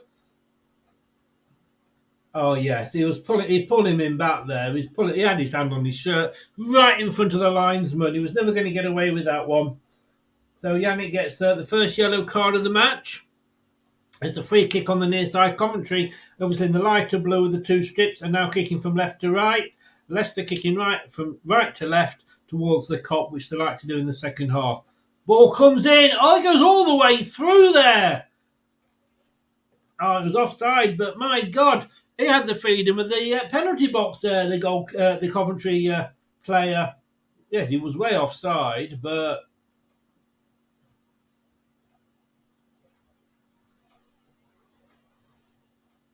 a quick decision there from the linesman on the near side, but he was. What did we say about when we played Liverpool? How the defence was. Now, who's going to take the game by the scruff of the neck here? 52 minutes gone. When are we going to see any substitutions? Can't see any players warming up at the moment.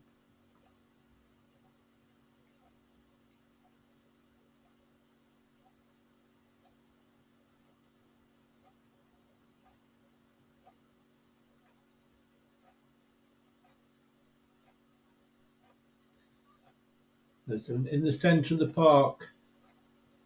Oh, indeed, and look, he couldn't quite get the ball through there for Vardy.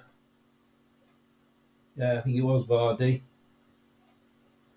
Vardy needs to get involved in the game a bit more here. Leicester, though, we're still controlling the game, but of course we're 1-0 down now, so we've got to do more than just control the game. McAteer on the far side plays it back. It's going to be chipped in. Oh, indeed, he there couldn't quite get on there. He's certainly playing forward here, indeed. He's like an extra striker. But Coventry break now on the far side. Sims on the ball. Oh, Sims, right-footed shot down to the right of the corner of the goal as you look at it. So the goalkeeper's left, but Manson went down and got it. I don't think Manson had much opportunity with the goal, to be honest with you. Not sure whether it was Ricardo that didn't quite pick up the man and let the man get in front of him. A long ball through there from for Leicester, but it goes way out for a throw-in on the near side, equal with the penalty box. Number 4, Thomas to take it for Coventry.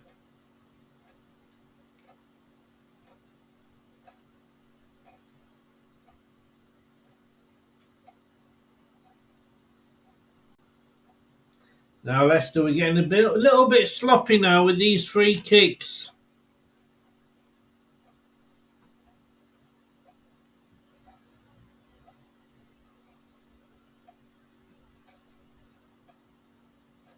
I want to say I would be making the change with Vardy at the moment. Yeah, Chaz, this is what we're going to say. We've seen a difference in the style of play, so let's see if we can see a difference in how they react to going behind.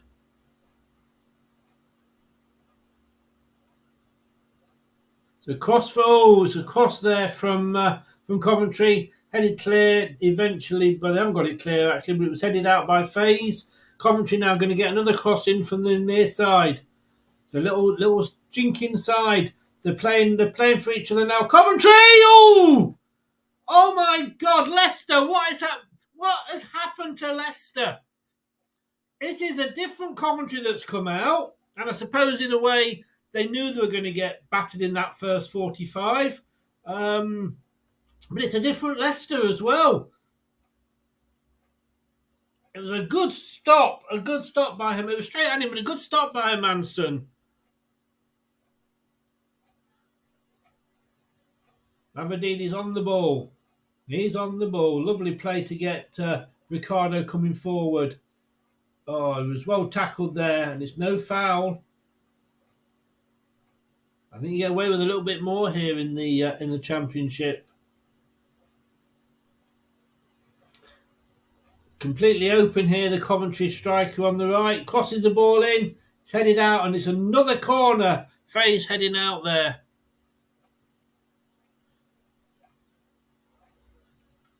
Five minutes, Zane.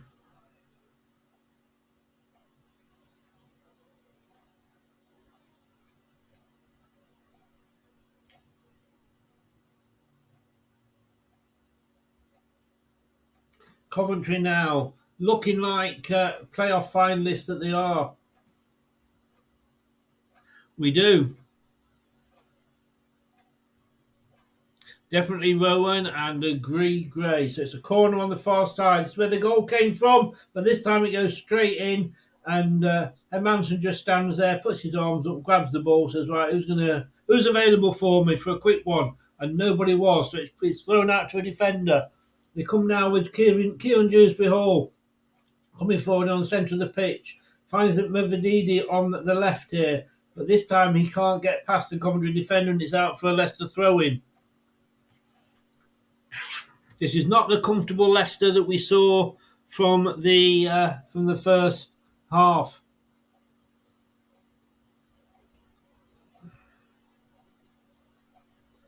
FaZe is coming in now on the far side, a long run. Plays it forward, but again, no, bad. I mean, guy took it, tried to get it for Leicester, but he fell over. But Coventry give it away. It's back with FaZe just inside our own half. What's he going to do with it? He's looking for options. It comes out here on this side to Mavidi again. Plays it shortly back to Vestergaard. Sorry, to Doyle, who played it to Vestergaard. Sorry. Who ends up playing it 1-2 with a couple of defenders. Winks has it. Back to Vestergaard. This is not the Leicester that we saw in the first half. This is not the confident attacking Leicester. It's a nervous, shaky Leicester that we're seeing now. Back with Vestergaard just inside the Coventry half in the centre circle. These short balls, we're keeping possession, but playing 1-2 between some of the players, but we're not doing anything with it. A loose ball there from Vestergaard, but Faze was able to get it, gives it back to Vestergaard. Plays it forward. Back to Vestergaard again. I wouldn't be honest, back 1-2 with Vestergaard. I wouldn't be surprised if Vestergaard doesn't end up the game with the most touches of this ball. Doyle now. Plays it forward. Oh no. Oh, God. Ricardo thought he was foul, but then he gave the foul away. This is like, we'll talk about a proverbial game of two halves.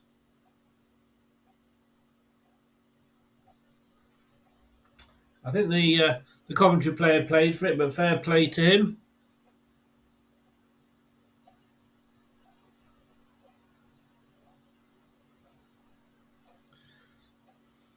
Chaz, it was if we... Pratt is warming up. Looks like Pratt's going to be coming on. Chaz, when we won it, it was the English Super Cup. Let's not joke about it.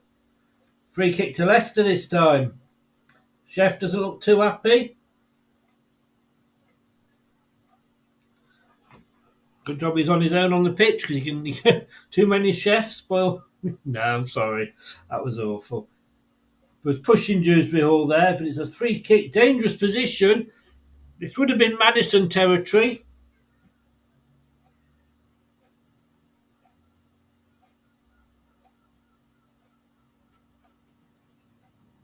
So Dewsbury Hall on the near side. With the left foot's going to be coming in, I think. 60 minutes gone. 30 minutes to go for Leicester to try and get something they deserve out of the game. Oh! Vestergaard, would you believe? Gets the ball. The free kick goes all the way in. All the way through the box. He sticks his long legs out and the net ripples, but unfortunately it's a side netting. Ndidi is coming off. Pratt is going on. And in fairness, Ndidi has probably... one of our better players, I'm not going to lie, but I think he probably has run himself into the ground.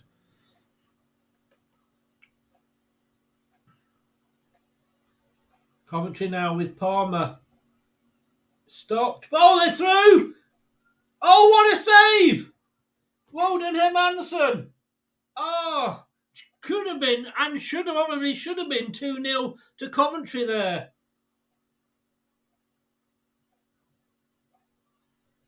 Again, just last-minute ditch defending from Leicester, but thankfully Hermansen stood up, almost Casper-esque, did the old star save.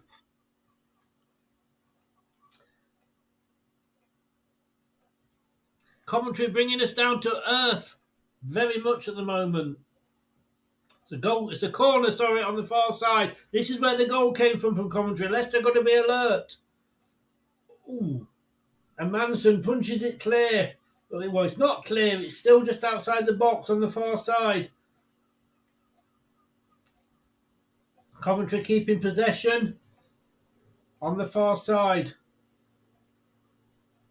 And a ball that's basically high wide and extremely not pretty at all. Coventry now are... Yeah. Coventry are definitely on top here now.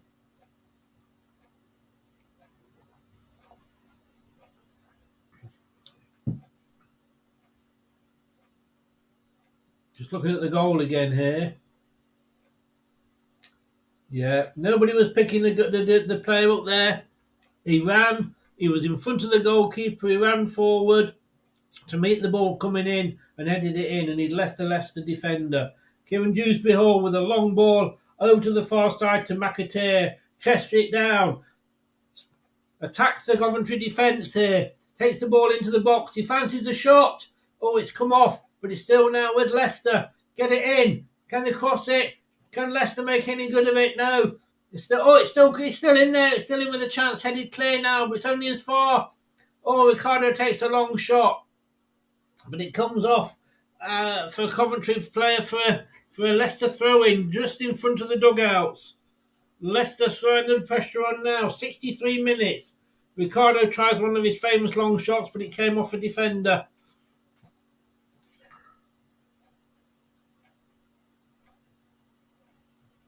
He's having a great game, Hermanson. He's made some good saves.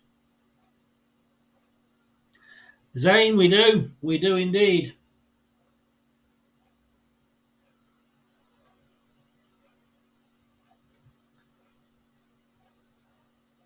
Coventry City come away again. Oh, they got beaten by themselves there. Through to Kieran Dewsbury Hall now. Running forward with the ball. Malvadivi made himself available to got the ball. Cuts on the inside. Winks there to Pratt. Pratt plays it out to McAteer. What's McAteer going to do with it? Left-footed chips in. Oh, over everybody and out for a goal kick. Anthony's in, Big Ant. Hello. How are you? Oh, well, at the moment, I take 1-1. Elevator, Lifty. Leicester certainly in control first half, but Coventry have come out a different side. And like I say, we've got to accept this is the side. I've said this so many times. This was the side that was one kick away from playing in the top division.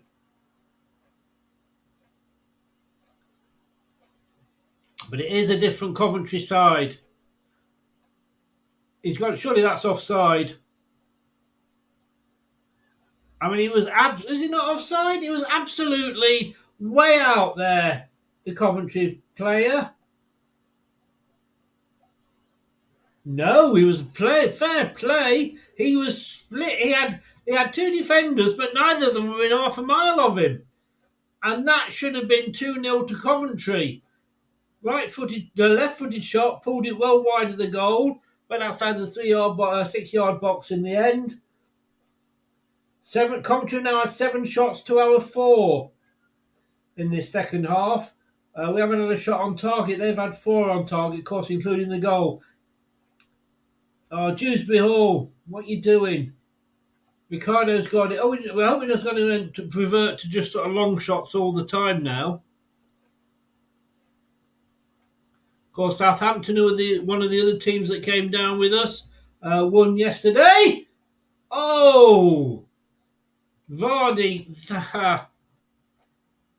And of course, Leeds United are coming up after this. They are entertaining Cardiff City Leeds United. So Southampton have got the relegated sides off to a good start. Vardy trying to, I think, lift the ball over. Yeah, it's possibly pulled back, but went off the goalkeeper. It's a corner to Leicester on the far side. Kicking from right to left. It's in. Oh, but it's headed clear by Coventry. And for once, we don't get to the second ball. And Coventry here got men over on this near side. Oh, Doyle there. He's going to get a card for that.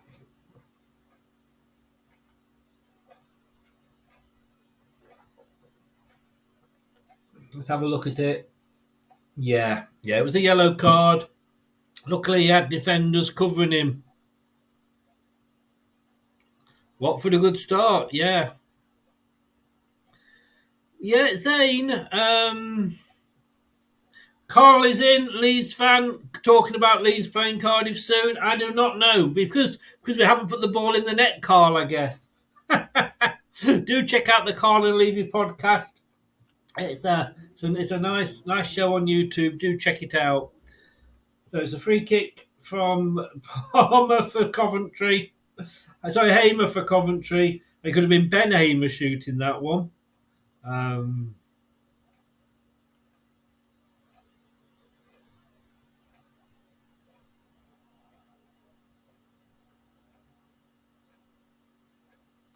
Yeah, I don't know what he was. He was one of those nearer to the Sky Labs than to the goal shots.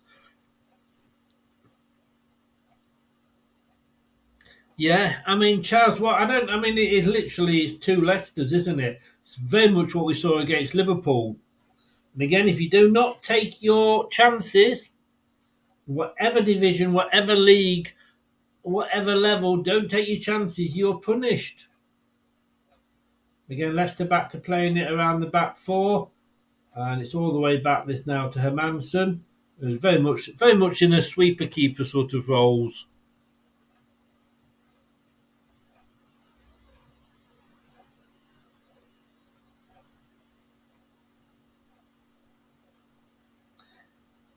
Ricardo comes away to Katey. Oh, pushes it in, but doesn't get that last Leicester player. And Coventry seem comfortable bringing it out. They really do. They seem to be able to pick the players out when it comes to defending, but Leicester just do that now. Leicester come ahead, the crowd beginning to shout at them and get behind them again. It's been a bit quiet, but Coventry win it and Coventry coming forward.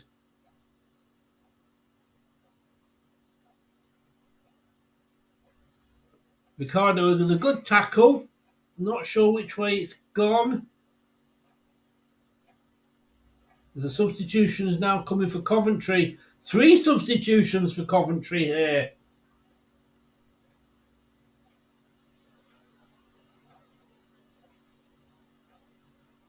"70 minutes to Leicester losing their first game back in the Premier League, back in the Championship after 9 seasons.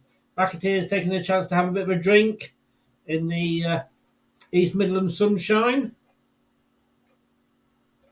Not sure what the delay is here.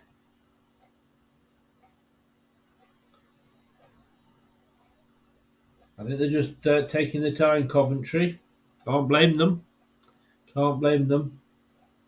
So, 3 substitution. Sims, Eccles and Hamer are off. Wright, Van Newick and Kelly are on for Coventry. Still only the 1 substitution for Leicester, though, at the moment.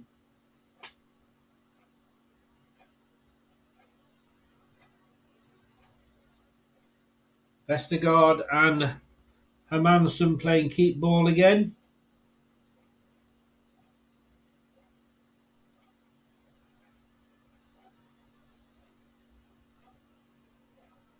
So a long kick upfield by Hermansen, but Coventry have it covered. At the moment, I can see only 1 winner in this game, and in fact, they could actually get a second. Leicester are not careful. Oh, that going to be a corner? Yeah, I think it is. Well, typical Leicester.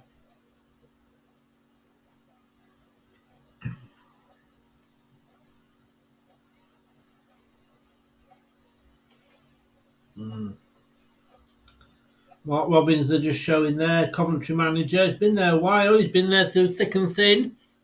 It's a corner to Coventry on the near side.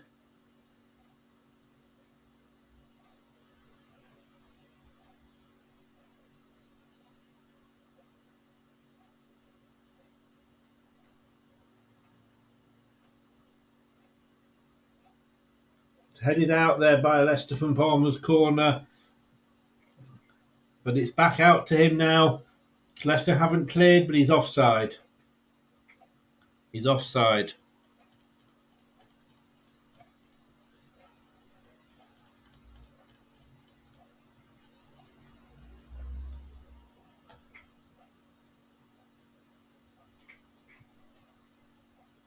Coventry fans are in fine voice, which you can't blame them. You can't blame them.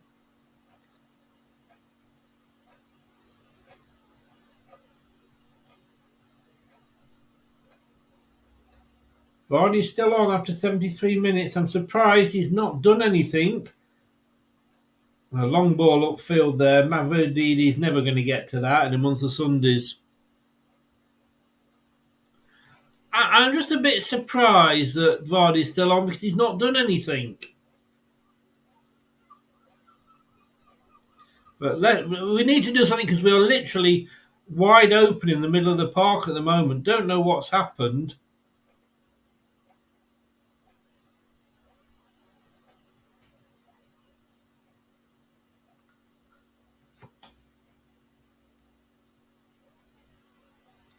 Still 69% possession to Leicester. I mean, it's been a game of shots. 15 to Leicester, 17 to Coventry. Both of us have had 5 on target. So you can't say it's not been end-to-end. It has. We have, Zane. We have. Definitely the first half was ours. But again, typical Leicester. Don't take chances. This is what happens.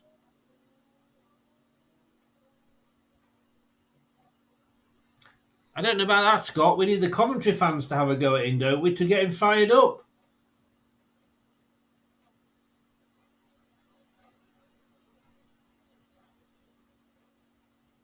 The throw into Leicester just in front of the dugouts. We've seen a substitution for Leicester. Yeah, just as I say, Vardy's coming off. Takes the captain's armband off. Kelechi's coming on. Kelechi, our man.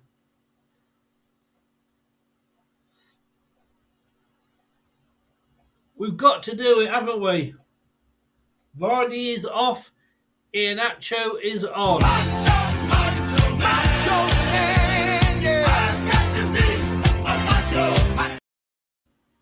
Come on, Kells. 15 minutes to go. I think he could have deserved longer. Can he make any difference? Not at the moment, as it's a free kick. He's just given away to Coventry.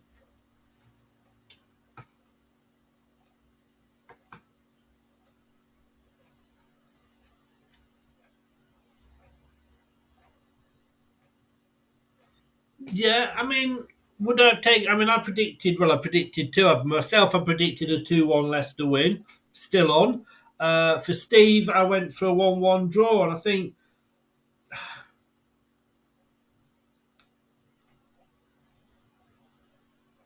Leicester clearing it away here.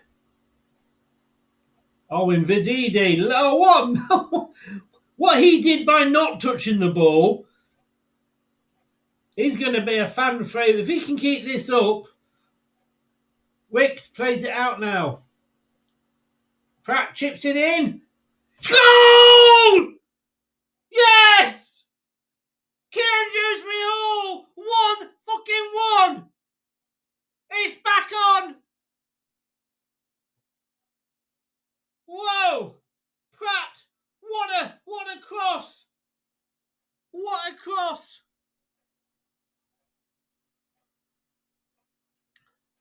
Now, Leicester, you got 15 minutes. Can you get anything from this? Remember, Didi, what? I mean, he just didn't touch the ball and he does it. Pulls it in to Winks. Winks passes it out to Pratt.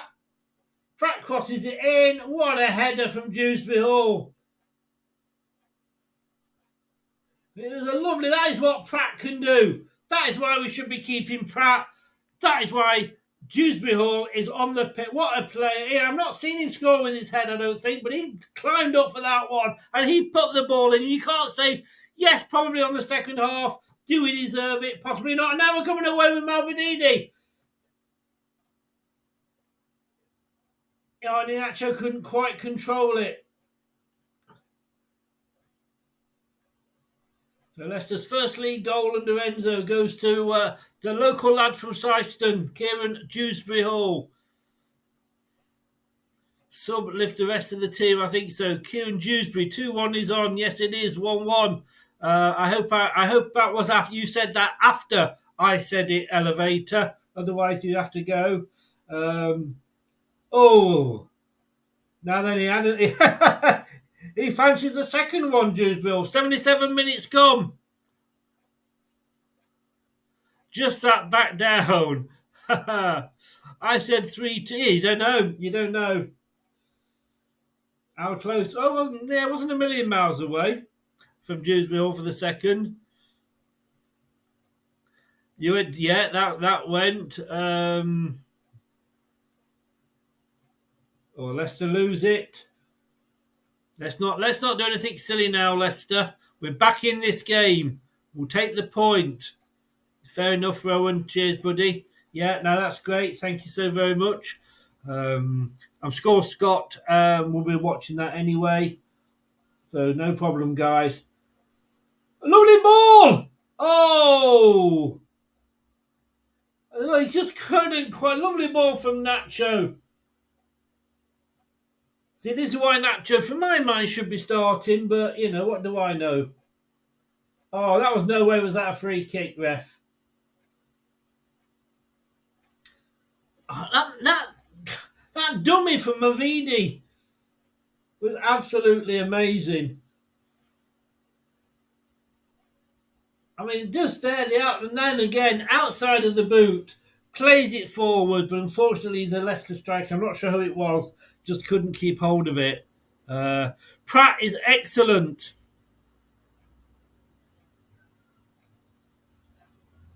Again, any Facebook comments need a name on it. FaZe plays it out here. McAteer, that's going to be a free kick, has it? No, the referee's not giving it. McAteer is down. He's badly down. He's only just getting up now. Coventry come away.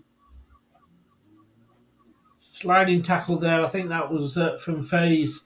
Wow. What a game this has been. What a game.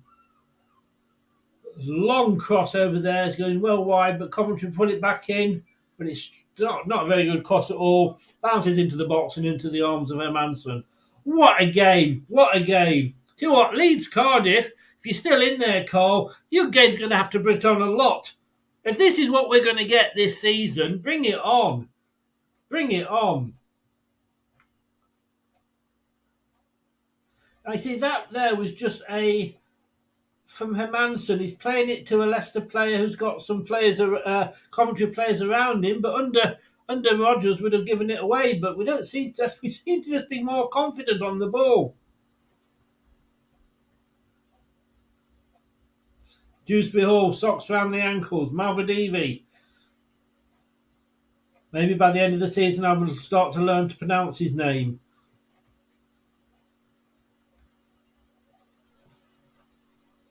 Leicester get a free kick. Pratt's taken out.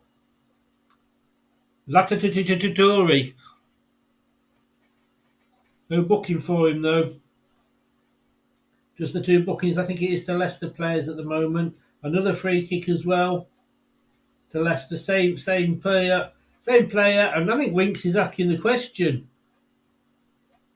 Does anybody know who got the captain's armband off Vardy? Nacho plays it out right. Leicester now in that box. Crossed it over. Oh, Mamadivi. Oh. I tell you what, Pratt, the difference he's made. I think I know who my man of the match is going to be. I mean, we are waiting for, at the end of the game, Alan is going to be doing it for us again, although, of course, we haven't got the website or anything now. Shut that down due to cost in running it. I might take a step back, but he will still be doing the man of the match for us. It's 20-2 here. I am starving. 35 shots, Scott, indeed. But yeah, we're lucky if we got that all season, weren't we, last season? Yeah, Zane, we gets the goal, and that's what we needed. Because we had the play, but we didn't have the goal. Oh, go on! Oh! But now FaZe is going forward. A ball through. FaZe just carried on running onto it. It was a little bit too hard, and it was into the Cov goalkeeper's arms. Oh.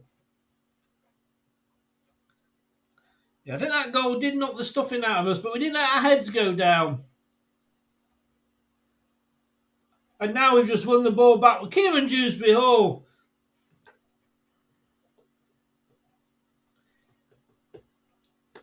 Inacho now on the right.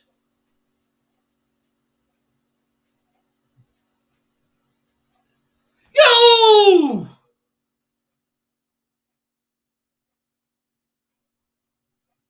Again, I thought it had gone in. It rattled the side netting, but it was on the wrong side. Nacho's been more involved in about the 10 minutes he's been on than I think Vardy was all the time he was on. Elevator, yeah. Dewsbury Hall, he's on fire. I've got 3 down here for my man of the match. Yeah, it's great to hear the your shit goalkeeping song back. Who would be your man of the match, guys? 84 minutes gone. Great, it's brilliant. Yeah, Foxy, Cov fans have gone quiet. Oh, it's a throw into Coventry on the far side. Do you know what? This referee has let things go. It's good to see. It's good to see.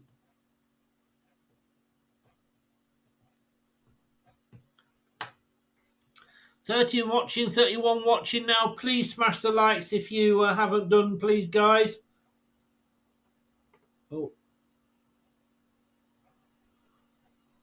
Oh, it hit the bar. Oh, my God. Oh, Leicester living dangerously. Oh, worse than that. Coventry striker broke through 2 defenders, hit it across. I thought it was going wide. It hit the post, and it was pulled back with Hermansen in the goal. Let's have a look. Hit the bar. Sorry.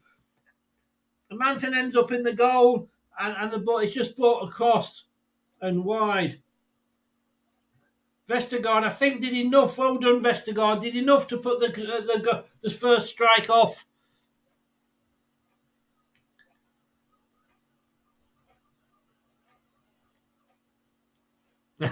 Simon. Oh, don't go to bloody... I know you're a vicar, but don't go to... you're a minister, but don't go to church then, Simon. Simple. What's more important? Your congregation or Leicester City? I think I know.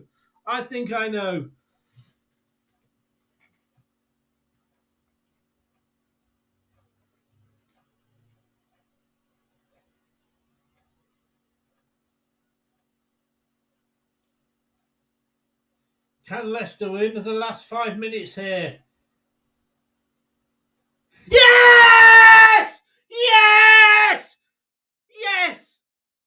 Dewsbury Hall, a second goal.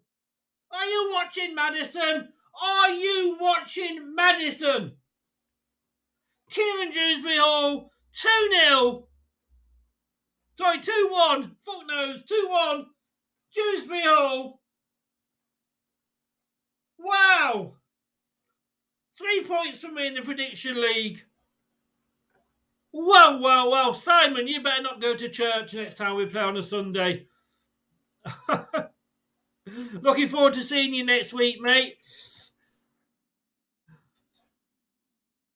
What a goal. In Dewsbury Hall. Come on. What into the top corner. Top bins.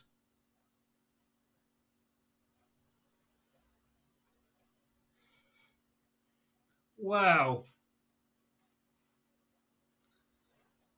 Dewsbury Hall. Wow. I think he's just cemented his man of the match. We got about goal time 86.15. 86.15 for the second goal. Chances of him getting a hat trick? I think my neighbour's just probably wondering what the hell's going on. Chowdhury's coming on. I think Chowdhury's going to come on and sort of settle things down in that middle of the field.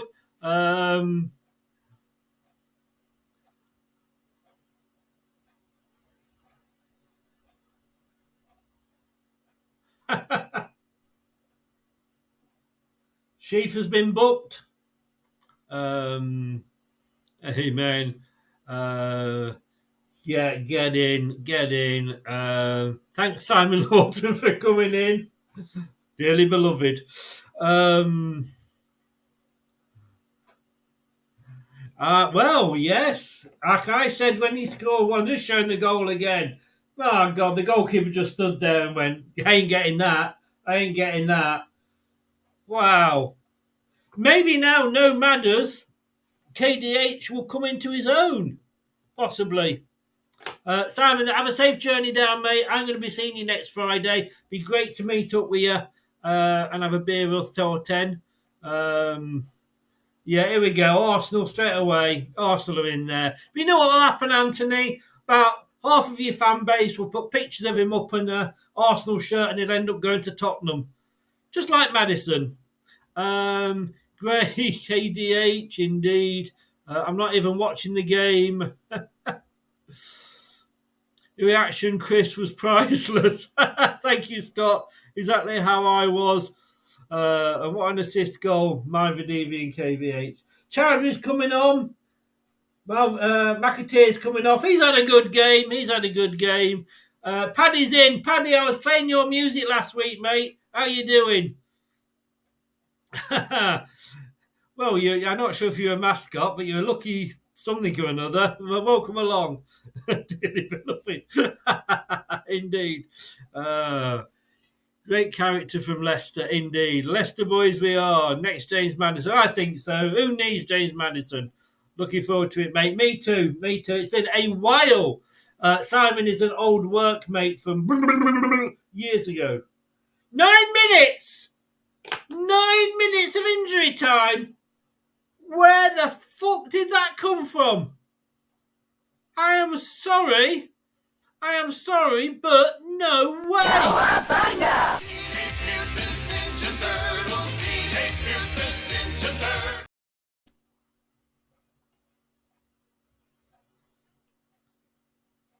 9 minutes? What the bloody hell? I mean, I know we're playing to the whistle and all that.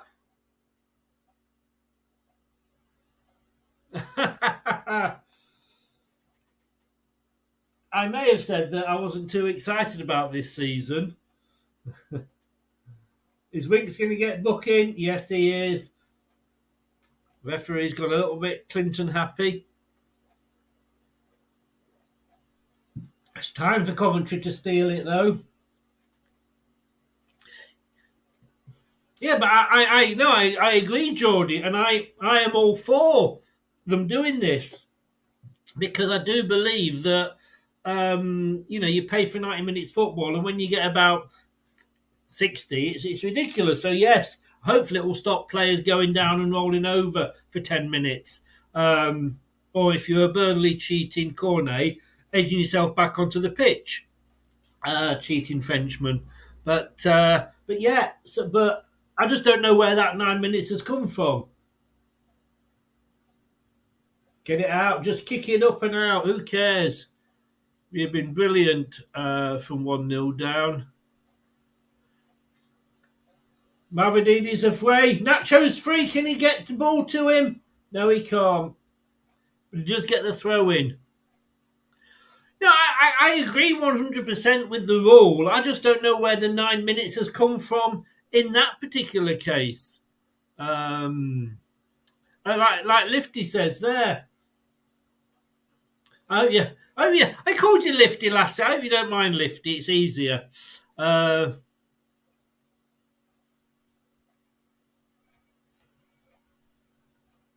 Everybody's going about the 9 minutes.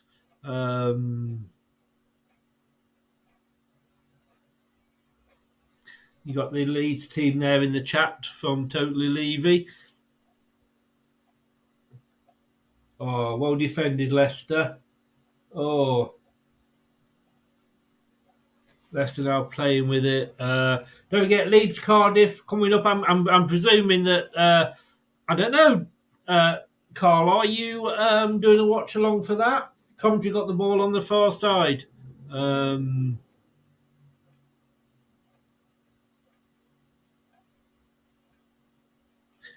A cherry idiot from abroad. Well, don't get you lost, because that's the last thing we want to do is to lose our cherries.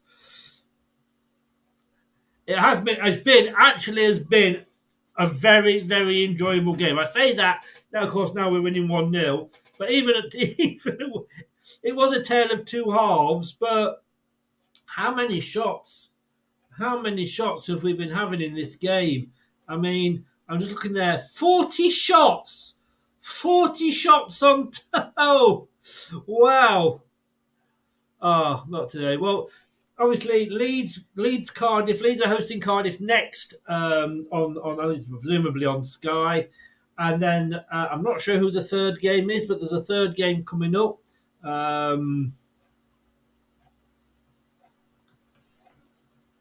But 40 shots, whoa! Still getting your man of the match. Is there anybody? Is it one person? I had it down to 3, but I've got to be honest with you. My man of the match is Kieran Dewsbury Hall. I picked my man of the match there. Will Alan Bennett agree with me?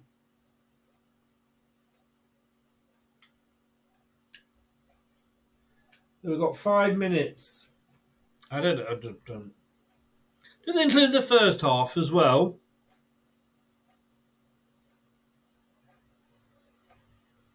Sunderland versus Ipswich.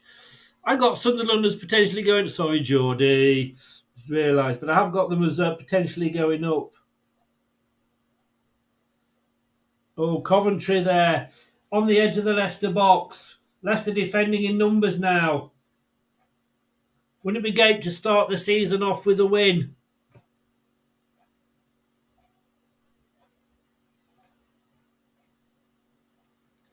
Who is your man of the match?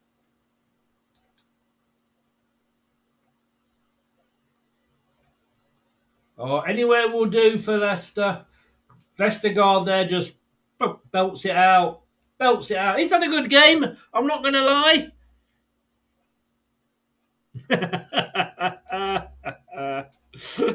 Geordie. It's a corner for Leicester, for Coventry though. On the near side, we do know what they can do at corners.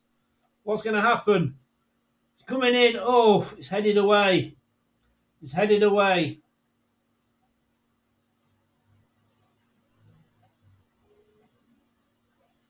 Oh, it's a free kick to Leicester now. Free kick to Leicester in the penalty box, our own penalty box. Doyle there gets the the hug from Hermanson. Wow, I'm going to say, look, I kind of said I was falling out of love with the game, but do you know what? After this, I think I am on Ricky P. Good choice, Scott. Thank you. Yeah, I'd forgotten about that. I knew it was. We most definitely have heart. We do.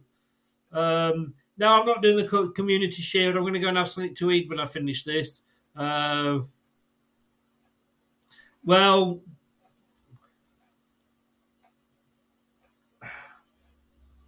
what can I say, Craig? Yeah, just boot it anywhere, lads. Boot it anywhere. It'll do up there. Canford Heath, the new sandbags. Yes, I did your songs last week on the show. I don't know what that Greek, bloody hell. I was spacing out. That was a real acid trap that you picked up for your holiday hit. Coventry, oh, good defending. Vestergaard, come on. Oh, Malvadivi doesn't get the he wants the free kick, but he doesn't get it. And Coventry come back at us now. Just hold on, lads. Just hold on. This is where the defending needs to come in. Oh, again. Doyle there, I think it was this time. We did, Jeff, we did, but it's not over yet. Oh, Leicester. Ricardo there. Chips it up and over to Nacho. Back to Chowdhury now. Just play it out, Leicester. Kieran Dewsbury Hall. Oh, what a through ball! Oh, what a shame. That was a lovely ball through then for Nacho, but it was just a little bit too hard. He hasn't done much wrong, Kieran Dewsbury Hall. And in fairness to him, look, Nacho, I don't think Daka would have got to that one, to be honest with you. Hamza Chowdhury is one of our own. Crossing, come on now, we are 40 seconds. I think the referee, the fans are reminding him that he's got a whistle. Or we're going to start the season with a win. Is the late drama? No, it's booted out from Leicester. Up into the Coventry half. Surely now. We're into the last 15 seconds.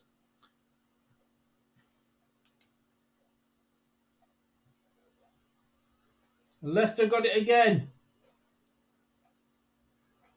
Don't lose it now, whatever you do. We've given it away!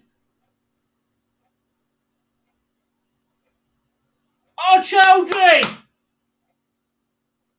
That's what we don't want to do, just give the ball away with a silly messing about. No, Inacho now! Malvernini's running in the middle! Pass the ball! Oh! I'm losing my voice. Oh! He didn't quite get it through. He was running onto it in Inacho on the far side, right to left, down, crossing the ball in. And it just was... He didn't quite get it through to Malverdini. Yeah, him. We're into the 99th minute now. Surely. There it is! There it is! First win back. First game back. Kieran Dewsbury Hall. Madison, were you watching? Tielemans, were you watching? We've got Dewsbury Hall. Who needs Tielemans? Who needs Madison? It's one game, but we've just gone behind. Well, we've just dominated 45 minutes from last season's playoff losers. We've just dominated first 45 minutes. We went a goal behind to them. We came back from being a goal behind. We went and won 2-1. And that's put a marker down. Because that's not... You would think Huddersfield, maybe, no disrespect to Huddersfield, maybe a bit easier next week. But my God, Kieran Dewsbury Hall, man of the match, indeed. Great result, player works, congrats. XRP, welcome in, mate, welcome in, congrats. F yeah, says told you. That's what we needed. Well done, Leicester. Now we can kick on and on. Look, it's one game, but it's the first game, a win. It just sets up. Pratt had a good game. I can't think of anybody that didn't. Surely, ref, yes. Get a drink down, you. I need something. Oh, I'm driving in a bit, so I've got to stick to the old Coke. Oh, what a debut. So, for me, outstanding performances. Pratt, when he came on, was absolutely brilliant. Prayer works. Oh, I didn't see. I should have gone to Specsavers. Yes, it does. I often wonder, Simon, though, do sudden prayers make God jump? Just wondering. Asking for a friend. Pratt played really well when he came on. Myvadivi, what a debut. Look, I've got to say here, I don't believe, in that game, and let me just update it and just see, 40 shots, 15 of those were on target. We had 14 corners. What a game. It was end to end. Look, Vestergaard, to my mind, had a great game. Lifty, thank you so very much. Good luck to you guys next week, by the way. Not sure who you got first game. We'll say surprise. Pereira stayed on. I didn't see a bad player in there, Scott. I didn't see a bad player at all. But obviously you did, so fair play to you. Are they going to show the table? A good win. We looked better with Nacho and Pratt on, where we did. Although that first half we looked good. Just how it happened after the second half. Take care, Lifty. Good luck for the season, mate. Yeah, and his hours. It's not like we've got a Lookman and we think he's really good. We've only got him on loan. Coventry are a well-oiled machine. We haven't played many games as a team. I know, this team, this is what we've got to remember, that this is the first competitive, because I'm not talking Liverpool, because that was in fact pre-season. I know it was for a cup and what have you, but this is our first competitive game. Whoa, have it. Yeah, let's have it. Chaz, things were not looking good at midway through the second half, but Leicester showed character. And we've got to remember it's a 90, or in this case, a 99-minute game. But we've got to go. We've got to take it all. We stuck at it, and my God, I think we deserved it overall. I think we do well to keep hold of KDH. We can't. We have to though, Doug. We can't let. We've let Barnes go. We don't have to sell KDH. He's on a longer contract. Madison's gone. We knew that they would go. They were the two most sellable players. Is that Jermaine Beckford there on Sky? I think he could be. We can't let any more of the top players go, so we've got to keep hold of him, and I think we will. Coventry were very good. I'm delighted with the win. Great start indeed. Stick your name on, please. I'm getting fed up with asking. Coventry showed up well, though, today. They did. They made us play. They made a game of it. Rene is in. Good evening, good afternoon, good morning, good day, Rene. That's just the start of it. I hope so. Credit to Coventry as well. They took a decent side. Yeah, they did. They did actually look fairly decent. Brilliant win. Showed up so much heart. Malvadivi looked good. Malvadivi is the next Mahrez. Well done. Cheers, Anthony. Well on the win, Chris. Squeaky bum time when you play Bristol City. Yeah, squeaky bums for you, mate. Let's just have a look what people are saying here. You doing a show later, Chris? No, I'm not. We're going to be doing what we did last year. Basically, you get your pre-match, your watch-along, and your post-match all in one show, because I do have a life. Later, chaps, dinner. Enjoy, Gray, and thank you so very much for the donation earlier. KDH is going nowhere this season. Really enjoyable game. Both, it was absolutely. I mean, that's football. That's football. That's decent football. We're all talking about KDH leaving, so we're not going to put those up. At least I can go to bed laughing rather than hearing Mahindra laughing when we lose like last season. Divorce her. If that's how she is, divorce her. You don't put up with a woman that laughs when your football team loses. I'm sorry, Jeff. Leicester City down under. Well, we're big down under. Amazing, mate. Great early signs for Enzo. Yes, it was. Well done, KDH. Let's bring him in. Look, my co-host, the man of 1,000 hairs, I guess you could say. Bring him in and go, hello, young man. How happy are you? Did I say that I wasn't really excited about this season? No, I'm sure that was just an April Fool's joke, mate. You was trying to get everybody involved. You just winded them up, weren't you? You were definitely excited. Oh, God, what? I mean, okay, look, I couldn't believe we'd gone 1-0 down. You couldn't. I mean, I'm an old man, so going to the toilet does take me longer than it used to years ago. But I thought I'd got plenty of time. Came back and I thought, 46 minutes, the show in the end of the first half. But no, they went to 1-0 up. And in fairness, Coventry, they're just showing there where they hit the bar. We got away with that one because the follow-up shot went wide. What a game. I mean, Coventry are going to be up there this season. We'll say that to them, won't we? Yeah, they put in a performance that kind of shows they're having no hangover from that playoff final heartache. And they look good. They got the lead. I will say, it's the goalkeepers' union that Hermanson got a fingertip onto the one that he pushed. He actually pushed it onto the crossbar, so it was a very good save. He did, right. I'll take it. So I'll give him a mark in me ratings for that. I won't tell you my ratings yet, obviously, but I'll give him a little side mark for that one. But yeah, Coventry, didn't do themselves any shame. But God, mate, I mean, I know we'll get to it a lot later on in the show, but talking about having a headache to select your man of the match, that was a stellar performance. And the best thing about it was the shock of going 1-0 down didn't really seem to faze them, because Coventry naturally had that. See what he did there. I tell you what, is Faze our secret second striker? Because I said a joke. Indeed, he's gone. Therefore, you go. I mean, but that's it. That's what you want, isn't it? These other players coming through. And Chris, I can't say it quietly. Keep it just between me and you. Don't let the rest of them hear it. But Enzo seems to have a plan B. Because he put players on and it actually changed what we did, Chris. Don't tell the rest, though. I've got another secret here.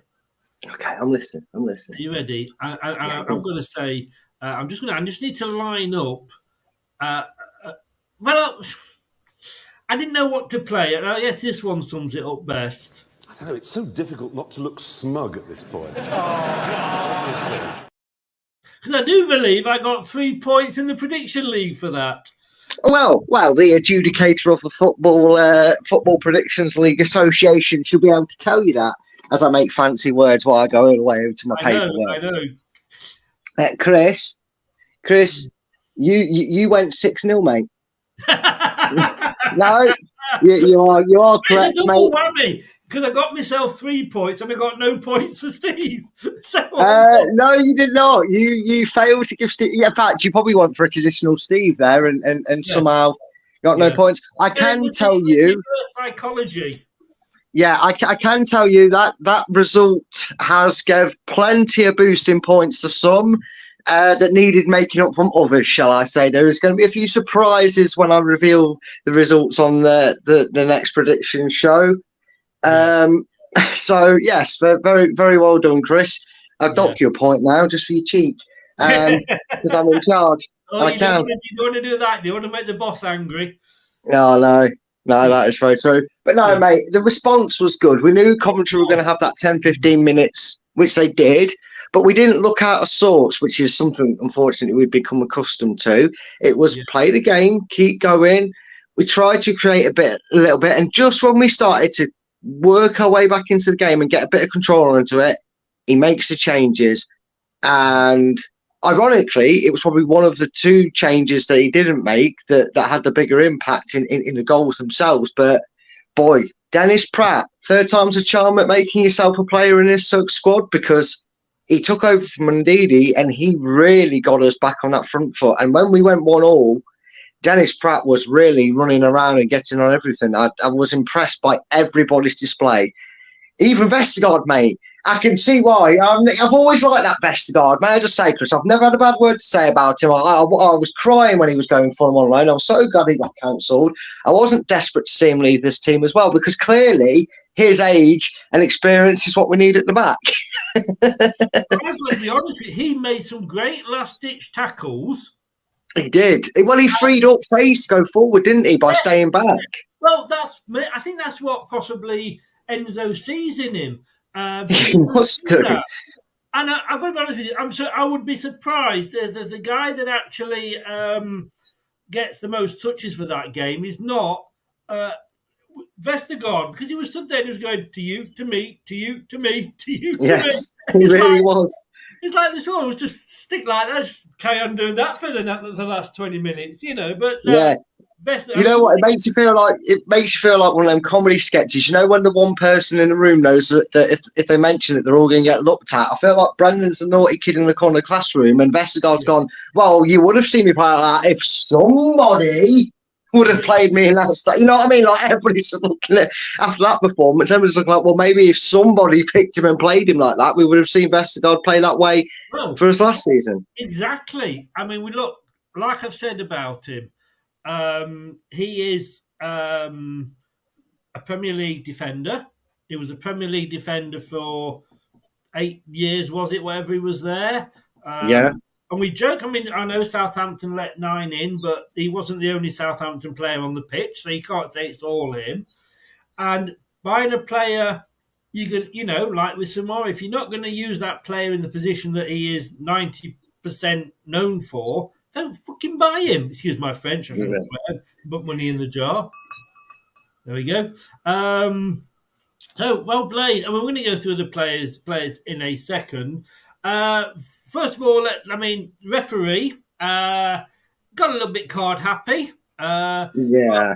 He also let a lot go, and it was good to see that you could go in, have a tackle, and it wasn't being blown up every time. And when we scored, we can celebrate. We look over, has the little man that stood at the side of the pitch holding up his little yellow and red flag? No, then we can celebrate. I know that felt good as well, Chris. It felt good just to enjoy a goal. You know, in this division, at least, if it's a goal, and then you don't hear a whistle, that's it. The goal stands. And to be fair, neither of the goals were going to get VAR'd, even if they would have. I mean, although I say that, the Premier League might have looked to see if Kieran Dewsbury-Hall's sleeve blew in the wind too much for their liking with Alviari. So it is refreshing.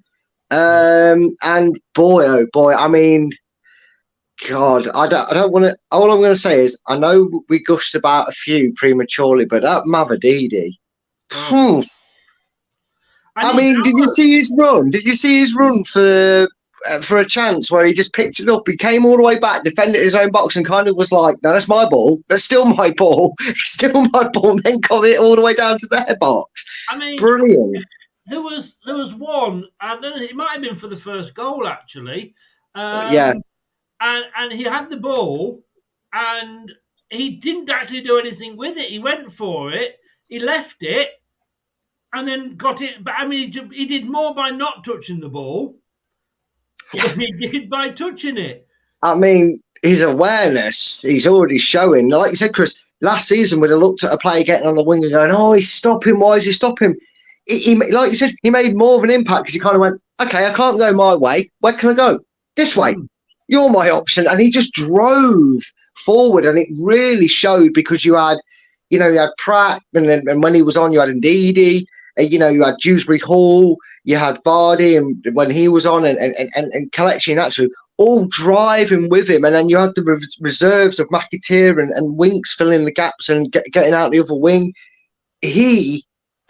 Chris, that we might have finally had the answer. I'm just saying, on that performance, Mavadidi, I mean, Rene says he has 2 assists. I don't think he does, because I think it's actually Pratt that got the assist.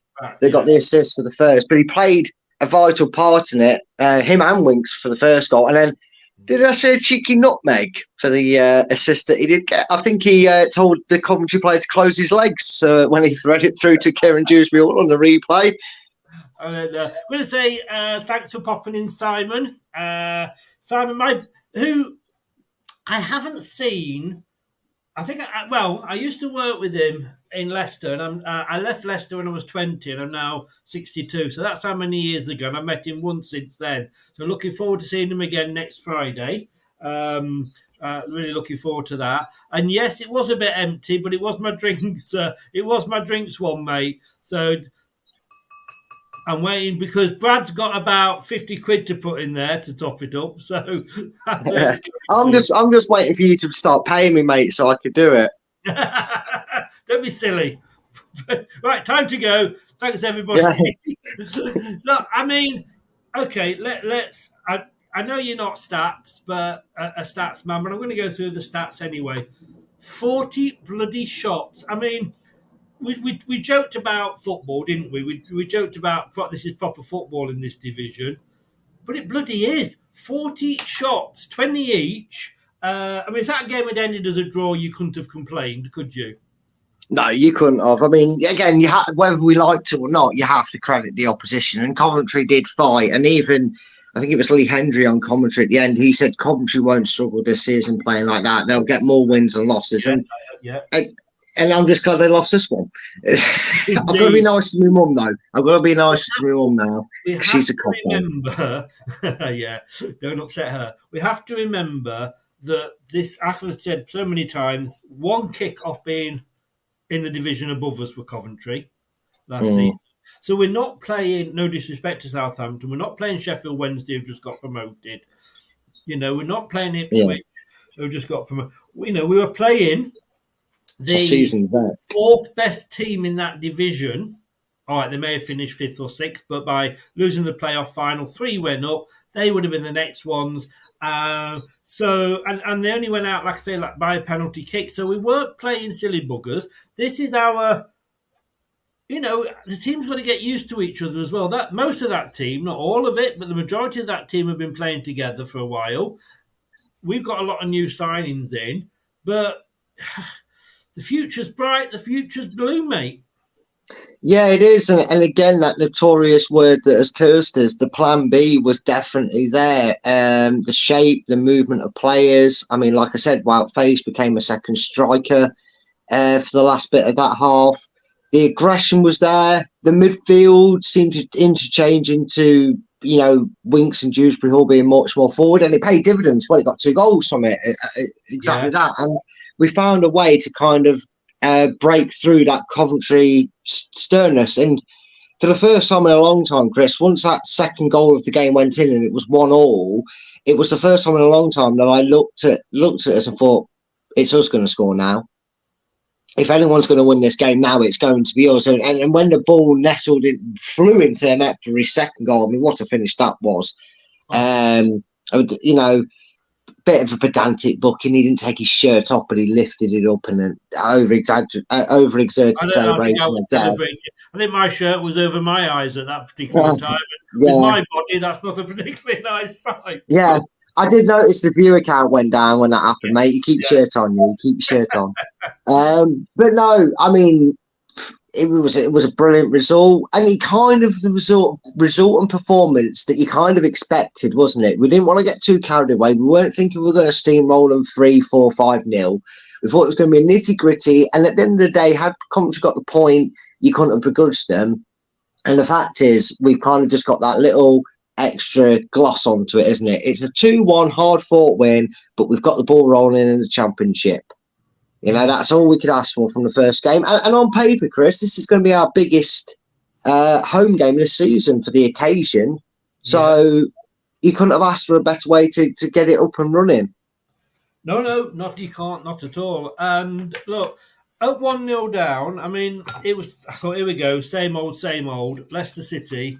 You know, we dominate. And then we go behind. So, yeah, same old. And I thought when we were 1-0 down, for that 10 minutes, 15 minutes possibly even, I think 15, to be honest with you, before we got back into it, I did have a feeling for me Coventry might sneak a second. But look, we were defending last minute, you know, it was, oh God, if Coventry got the shooting boots on, who knows? But you know, they've got to put the ball in the net, that's what it's all about. They didn't do it. Yeah, I think... And I just thought, well, you know, once we started to then get into it, he made a change. Like you say, you know, what's this? You know, playing a plan B here, Enzo. we don't East Midlands, you know. It was just like, come on, but let's look 2-1 there. You can see the score. You know, the scores. He didn't go silly with the substitutions. Chowdhury, and I'm not going to say much about Chowdhury because he didn't have that long on the pitch, but when he was on, he did what was needed of him. Yeah, exactly. And that, you know, whether he's going to be long term, he's only got a year left, as we know, but he did. And it's interesting to see Watford haven't come back in for him, so maybe, you know, he's not. Or didn't do that well. I don't know. I think he's one of them players that maybe were hedging their bets. They've listened to the manager, they've brought into the ideas, and I think maybe we'll see over the next couple of weeks, of course. Well, 6 players wanted away that have now said they don't want to go, apparently. Yeah, so he's obviously had an instant effect there, and they obviously feel confident that they're going to get more time to shine and show their worth. It's definitely paid dividends for Pratt with his assists today. He's done more in this game than he was able to do over the last 2.5 years under the bell end, so that's a positive start. Yeah, Chowdhury came in at stoppage time, but he came in to do a job. Very Man City-esque, you know, 9 minutes added on. Which, you know, finally, you know what? If that's going to combat the time wasting and the dawdling around with the ball on the sideline, I'll take 9 minutes extra time every time. It won't do my heart no good, but I don't mind seeing it. Right. You know, it was a good show. I'm going to interrupt you there because I just saw. Stadium. I think I can see a smile on her face. Let's bring her in. And let me press that and say, hello, Katey. I'm sure you have got a smile on your face. I have. It's been a bit stressful, though.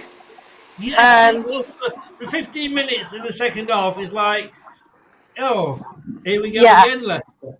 Yeah, the first part of the second half was not ideal, was it? It was almost like, it's a bit triggering, to be honest, is how I would describe it. Repetitive from last year and the year before. Yeah, I was pretty stressed. We made some pretty horrendous mistakes, mainly because of Yannick, I think. Pace, positioning. Yeah, that was pretty stressful. But what a turnaround. I feel like there was a moment just before we scored where Mavadidi just decided to turn and run and carried on running. and that eventually led to the first goal, and we just didn't look back from there really. What a performance, what a last sort of 40 minutes or so. The 9 minutes completely perplexed everybody, I have to say. I'd seen the rule change, but I wasn't really sure how it would happen and take effect, but 10% of the game is... I was like, well, of course, we're winning 2-1. If we'd been 2-1 down, I'd have been going, only 9 minutes? What's going on? Yeah, absolutely, but that was a bit stressful. But 10% of the game is that it's a long time to play extra. It is, but then again, you've gone, I've not gone. You've paid your money to go and watch a match that should last 90 minutes, and if that's got 10 minutes of players rolling over and doing all that, then yes, it should be added on. Maybe it will cut that out. But I didn't understand why they'd done it. I just didn't understand the 9 minutes. But I'm going to ask you. Because I've been drinking a lot of drinks. So I'm going to let you and Brad have a chat, and I'm going to have to go and empty water the plants, as they say. I will be back. Let's talk about that first goal, because I want to talk about Vestergaard. Yeah. I don't know. I can't remember who scored for Coventry, but he left a defender. Was that Vestergaard? Oh wow, that's over to you, Kate, for that one, because what was the question? I just missed that. Sorry. Chris was saying that their goal it came from their goal scorer being able to leave the defender. Was that Vestergaard who he was able to peel off? Yes, it was. Yeah. No, I think it was. I think it was over in such a flash. I'm not sure. Yeah. Vestergaard. You knew it, Kate, didn't you?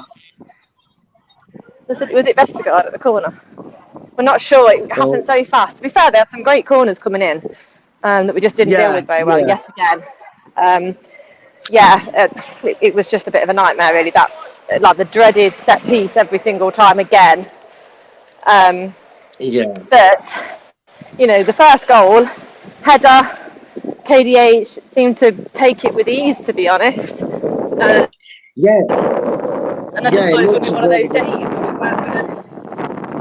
Yeah, it kind of needed something like that to kick us into life, didn't it, a bit? Because we kind of lost control for that 10 minutes after Coventry scored a little bit. We looked a bit frayed. Kind of PTSD, if you will, from last season seemed to kick in. But what impressed me, and obviously we got only the TV views of it, but what impressed me again was Mavididi picked the ball on the left and he drove inwards and he suddenly kind of cramped Coventry up to allow that space for, Winks to give the ball to Pratt. And Pratt had a lot of space to pick him out. And that header was inch perfect into the corner then. I mean, did you notice that from the stands? Was it that noticeable, or was it something that really only the... Yeah, it was noticeable. Yeah, it was a great goal, great ball across from Harry Winks to Pratt, and Pratt's ball in was perfect. I mean, we know that Pratt's a really good footballer.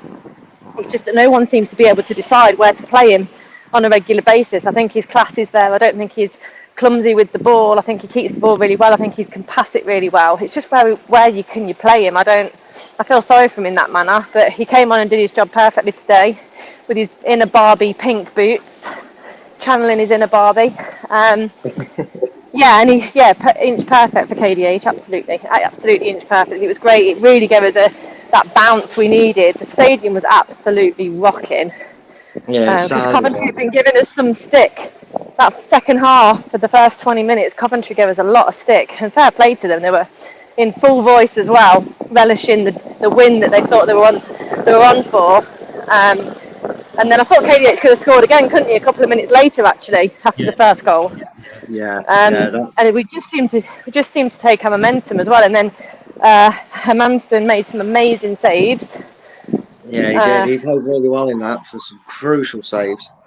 Yeah, crucial saves, and we just managed to hang on. In the 9 minutes, I'm absolutely all for it. It's about time. There was total transparency, and I don't know if you noticed, I don't know whether it was shown on TV, but the clock kept ticking past 90 minutes in the ground. So for the first time ever, we can see in the stadium how many minutes are left of injury time, which is just, you can't actually believe you're saying it, but it's so transparent finally. The only thing I would argue is, I wouldn't put all the 9 minutes on at the end of the second half, because you've got a 55-minute second half there. Surely you can just split it, first half, second half, because they were bloody knackered. Both teams were knackered. That's the only thing I would say about it. I'm pleased to see it. I think you were saying that it was Vestergaard that was. I think it was, but overall, to be honest, I kept getting confused with Doyle and Vestergaard because they look so similar on the pitch, and their movements are so similar. We don't need a carbon copy of him. I'm not going to say it because I look stupid. Yeah. They look so similar. But they look, as I said to Brad earlier, you know, this is a team that's not used to playing together against a team that was, or the majority of them were the fourth best team in the division by losing the playoff by a penalty kick. We've not played a QPR. We haven't played a newly promoted team. To me, the overall performance, you take it, but were you impressed when we invested in this team? We've got to give the guy, look, the guy's come in, new manager, clean start. I can imagine him getting to the end of the season and getting an extension to his contract. But it is a long season. We're going to have to rotate players. Looking at that performance, to me, that wasn't the Vestergaard that we saw occasionally, we saw under Rodgers. I think he was just littered with the same weaknesses that he's got. He's clearly just got them forever. His positioning and his pace are two things that he is massively low on and almost cost us. Coventry had their chances and they could have been out of sight within the first 20 minutes of the second half. So I think it's the same Vestergaard that we've been used to seeing. I was hopeful that if he's playing him, he's seen something. He might be showing new vigour and motivation under a new manager, but he did okay in parts, but the main chances pretty much came from his errors. And, you know, we were used to players like Huth and Morgan not being great with pace, but they knew their limitations and they played accordingly. I don't think Vestergaard knows his limitations because he kept getting pulled forward, ball over the top, and he was absolutely screwed. It's not really rocket science. But is that, do you think, Brad, why Enzo wants him? Because he does go forward and he does offer that option. He nearly got a goal himself at the other end, didn't he? Yeah, he did. Yeah, he did, to be fair. We'd have loved that if he'd have scored it and got us on the right track with that goal. We would have given him. But I do get what Kate was saying. There was a few times that he was found wanting, and you could see he was blowing steam out of his ears and everything. He was exhausted. I mean, that one-on-one chance, which was a great save by Hermansen, to keep it at 1-0. To be fair, because better finishing. You know, we could have been talking about how, oh God, this was an embarrassing game. We lost 3-0, 3-1, whatever, and I don't think we'd have come back from that had they took a couple of their chances.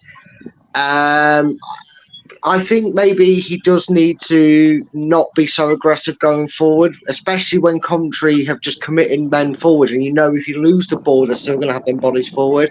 He needs to take that more anchored role just a little bit and allow Faze and Doyle to be the two that push up between him.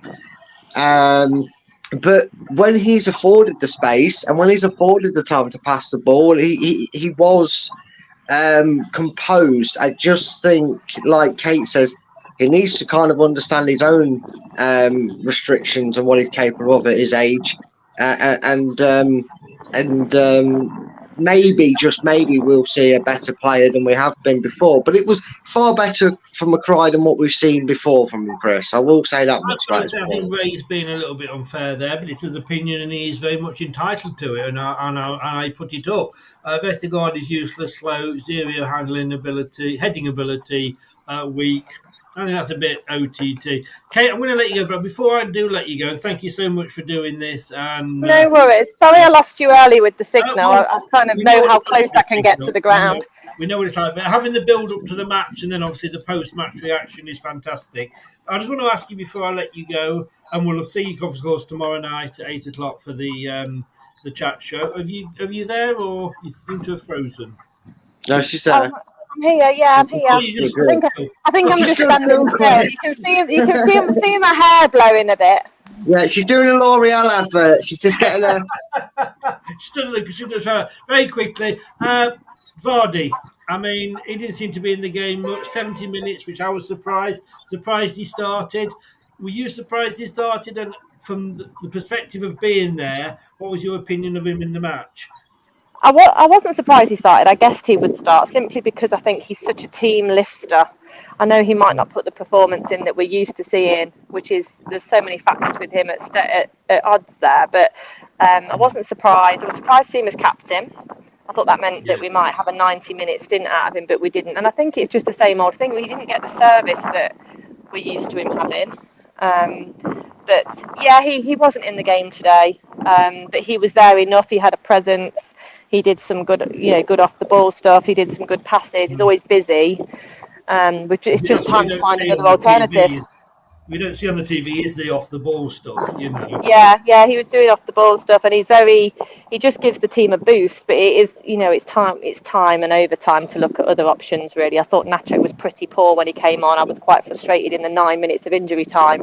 I didn't see him hounding anybody. I didn't see him hounding the defenders. Every time it got popped out to a Coventry defender, he wasn't chasing them down and working hard. That's what frustrates me about Nacho. Whereas Vardy would be working his arse off, chasing them down, just giving them something to think about. To ease that 9 minutes and make it pass quicker, but Nacho didn't really seem to do that.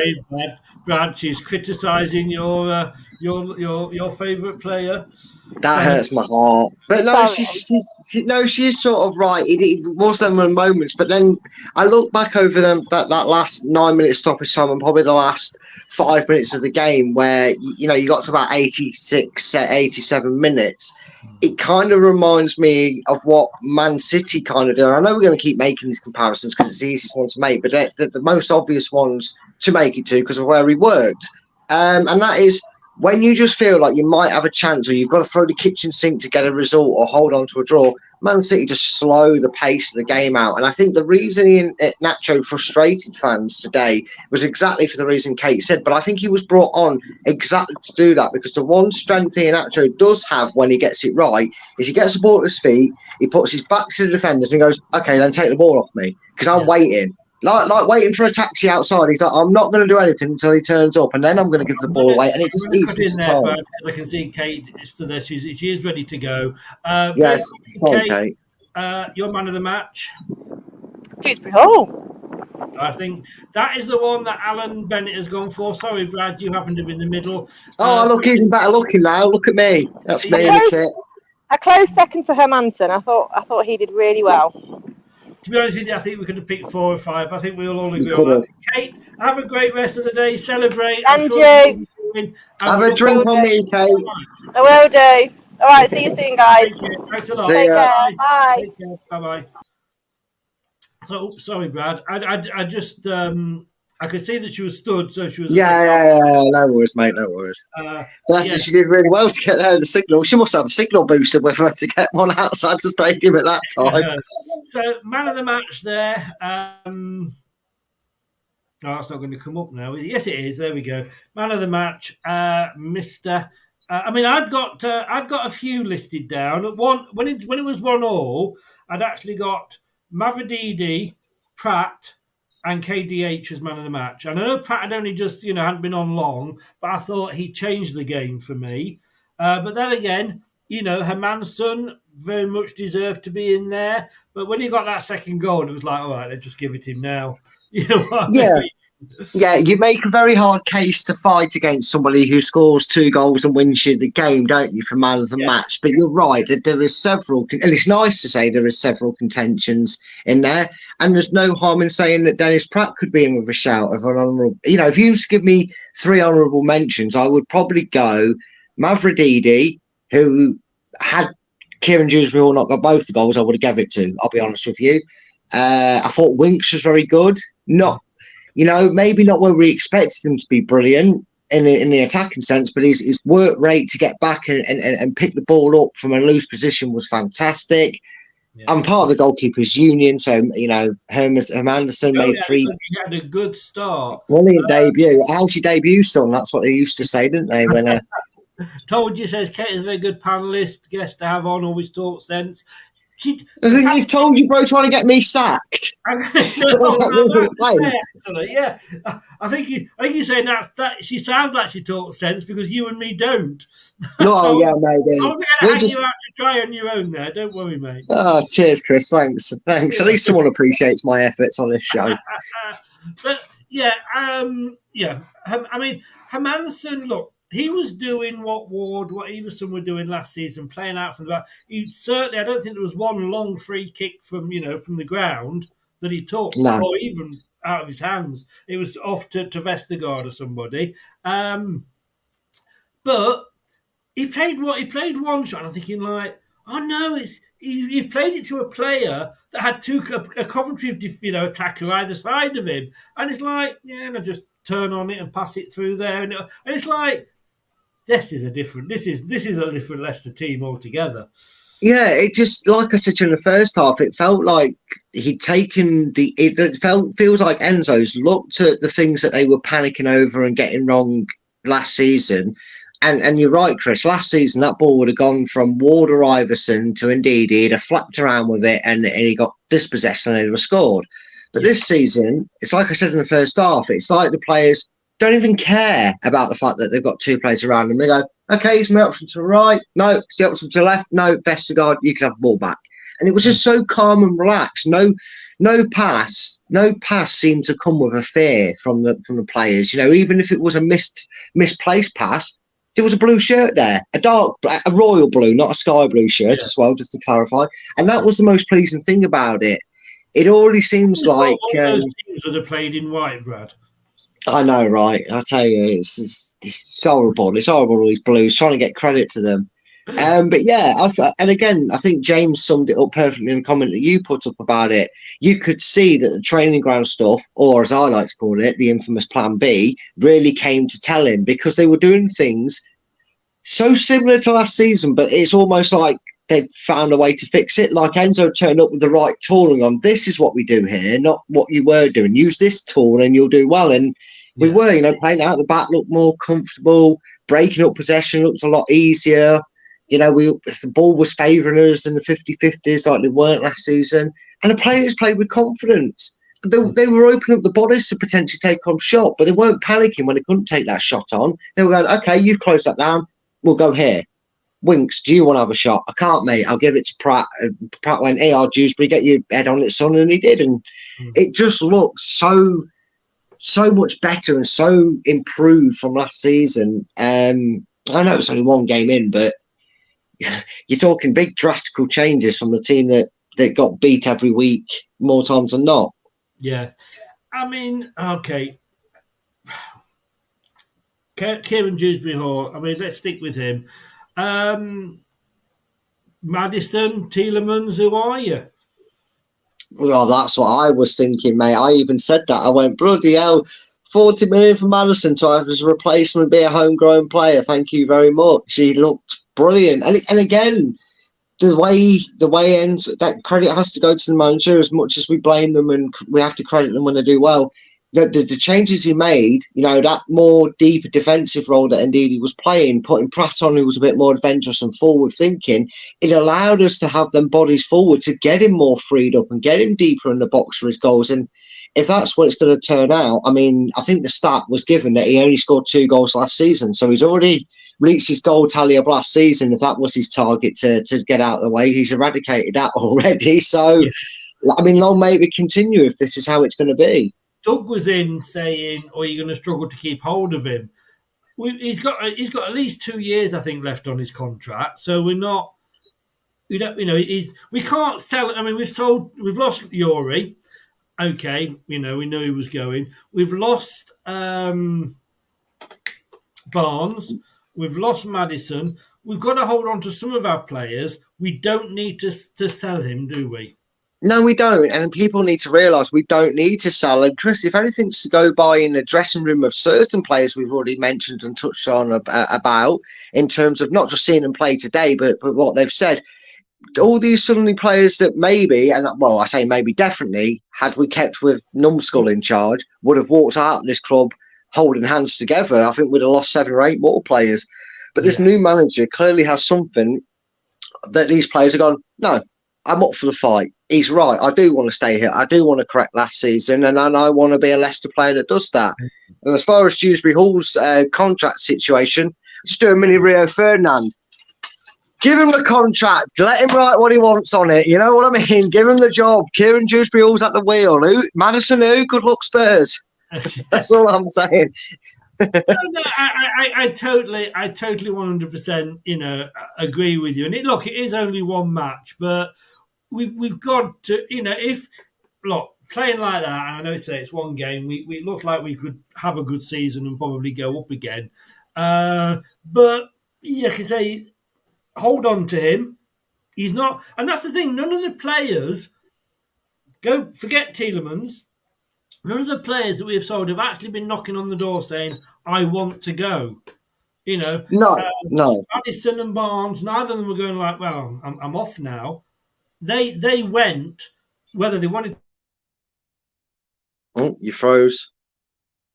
Or was that my end? To stay or not, and let's be honest with you, I'm still here. Are you still here? Yeah, it's just it was catch up. I heard what you said. It just caught up. Yeah. So we're not. What's the word I'm looking for? We're not actually. Oh God, I can't get my words out. They haven't been begging to leave, have they? No, they've not, and that's always a good sign. It's a very good sign from the chairman's perspective. If the man he's hired suddenly got people going, you know what I mean. If you hire a manager and the first thing you hear from some players that you weren't too sure about are going, "No, I'll stay. I'm happy to stay, and I like this manager. I like what he's saying. I'm willing to work with him because he gives me the faith that I'm going to get the playing time that I want." Then I'm all for it, Chris. And it was weird, wasn't it? I think in a way, it's even surprised all Leicester fans how little outgoings we've had. Yes, I know we lost. And I know, and maybe this is where people will understand the whole FFP borderline we were on last season. We also remember Soyuncu and Marty, Evans were not, I don't want to sound harsh because Soyuncu and a few others weren't so much, but the clog up of the wage bill has made it even easier for us to go out and put these actions into words with the signings we've made to kind of back up what he's saying. I know Conor Cody, unfortunately, until we get told, please just inform us, good or bad news. We won't get to see him play, but so far they look a settled unit. They don't look like it, and I think that's going to benefit us this season. The fact that we've kept so much of the players, because I was expecting. I could probably tell you right now, probably off the top of my head, I didn't expect Chowdhury to be here. I didn't expect Samore to be here, or Ndidi, one of them two. I didn't know about Nacho, who still might, but the fact that he's came on and got some minutes on his belt tells you he's definitely not wanting away. Castagne looks like he will go. He was probably on the bench to fill up numbers, to be honest with you. With the rumours of him and Juventus aren't going away. But that aside, Chris, the fact that I shared the tweet that you put out earlier. James Justin's like, not interested. I'm not interested in following others out this door. I'm very happy here. So it shows you that the competition and the players are hungry to in Enzo we trust, if you will. No, totally, indeed. Let's just catch up with some comments here. There's been quite a few comments coming in. Vardy needs to start on the bench. Look, there's a lot of games to be played.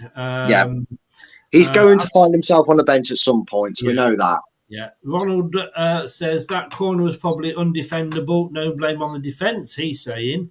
I've heard a lot of people say that, to be fair, about the goal. Yeah. Nacho played perfect. Him playing as a target man gave the team confidence. The problem is, if you're following a player that's leaving you in that packed box, he can see where he's going, and you can't see where you're going to try. I don't know. Told you. Okay, it's very good. Yeah, we've done that one. Right. Brad, you look well. You got a fan. No, that's why I'm here then, mate. Kate's the brains, you're the entertainment, and I'm the looks. Luke, question mark surrounding our defence. We will get turned over by Southampton if we don't learn. Although they're about to lose one of their best players, I do believe. Malvididi looked unreal. I'm so happy. Indeed.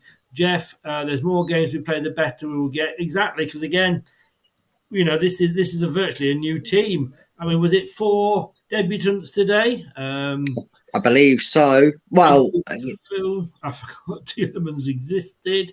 So did Leicester last season, apparently. we're saying about this. We haven't got him yet, so let's not get too excited. I mean, it's looking good, but not here yet.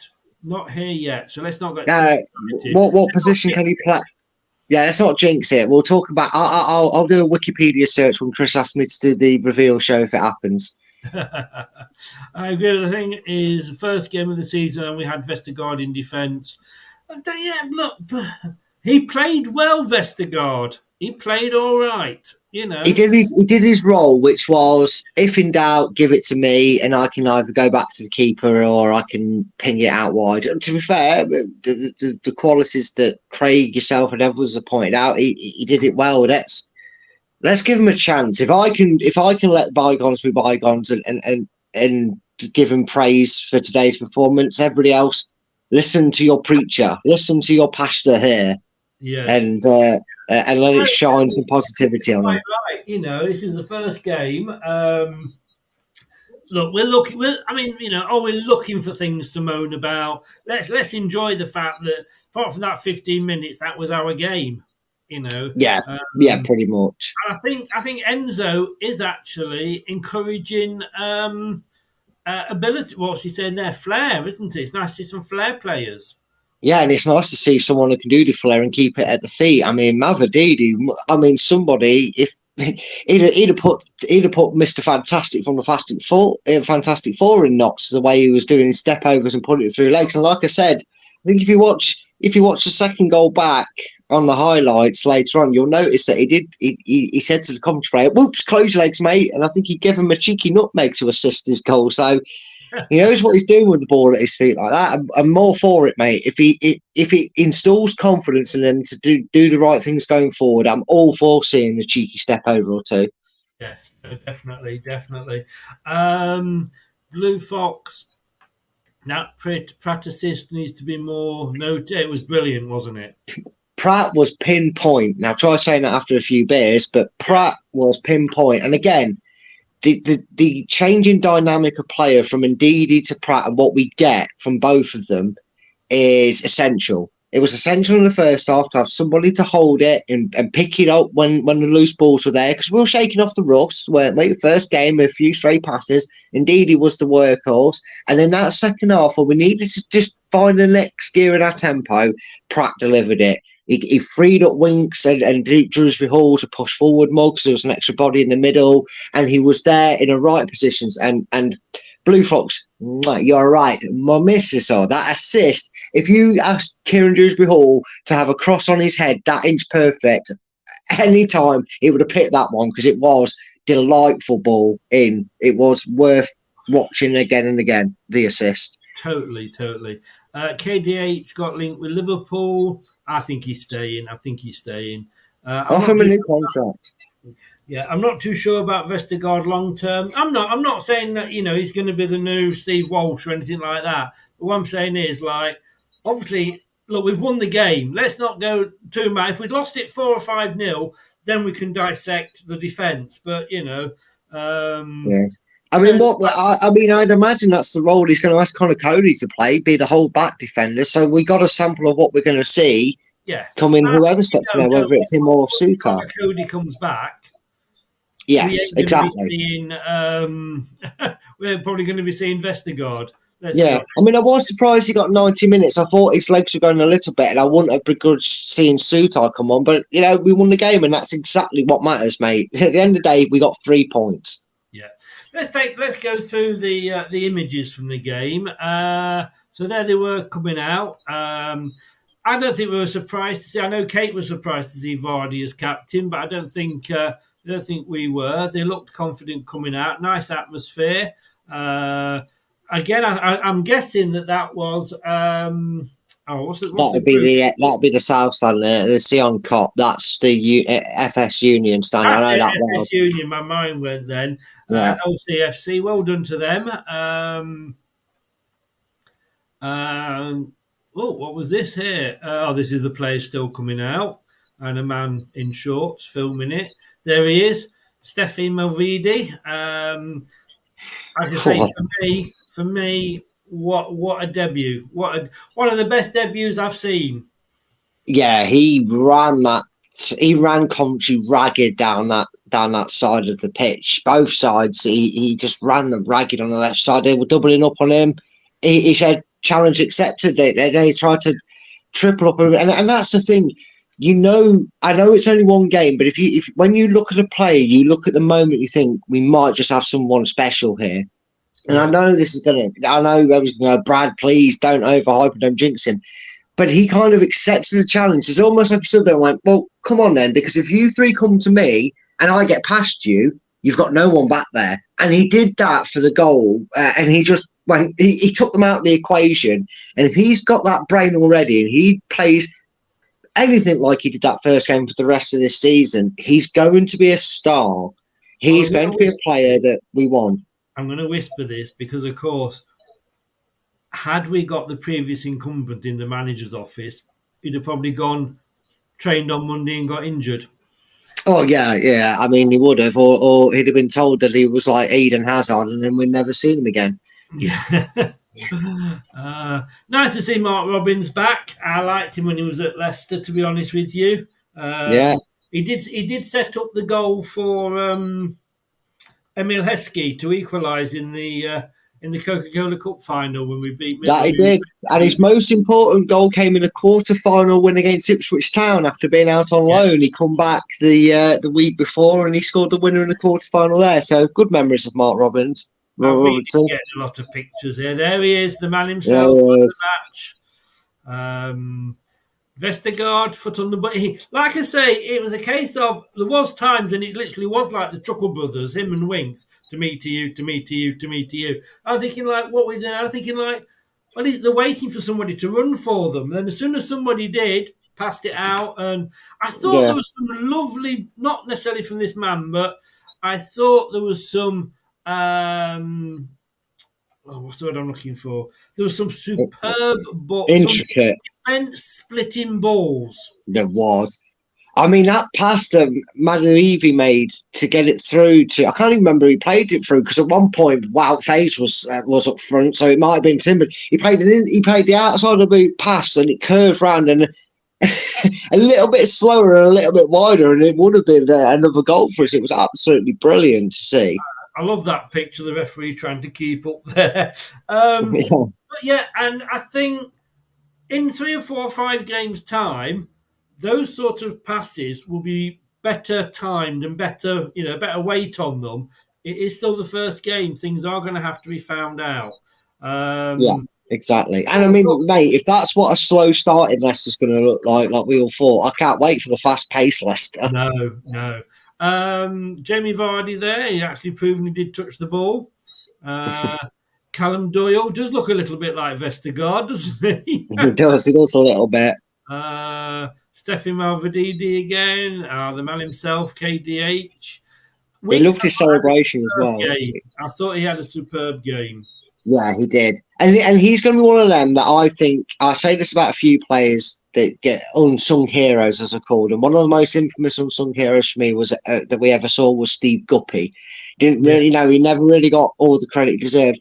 And today, I don't know if people maybe were expecting him to be like Yuri or Maddison, really the driving force, but he was his midfield holding role and his defensive duty that he did so superbly well.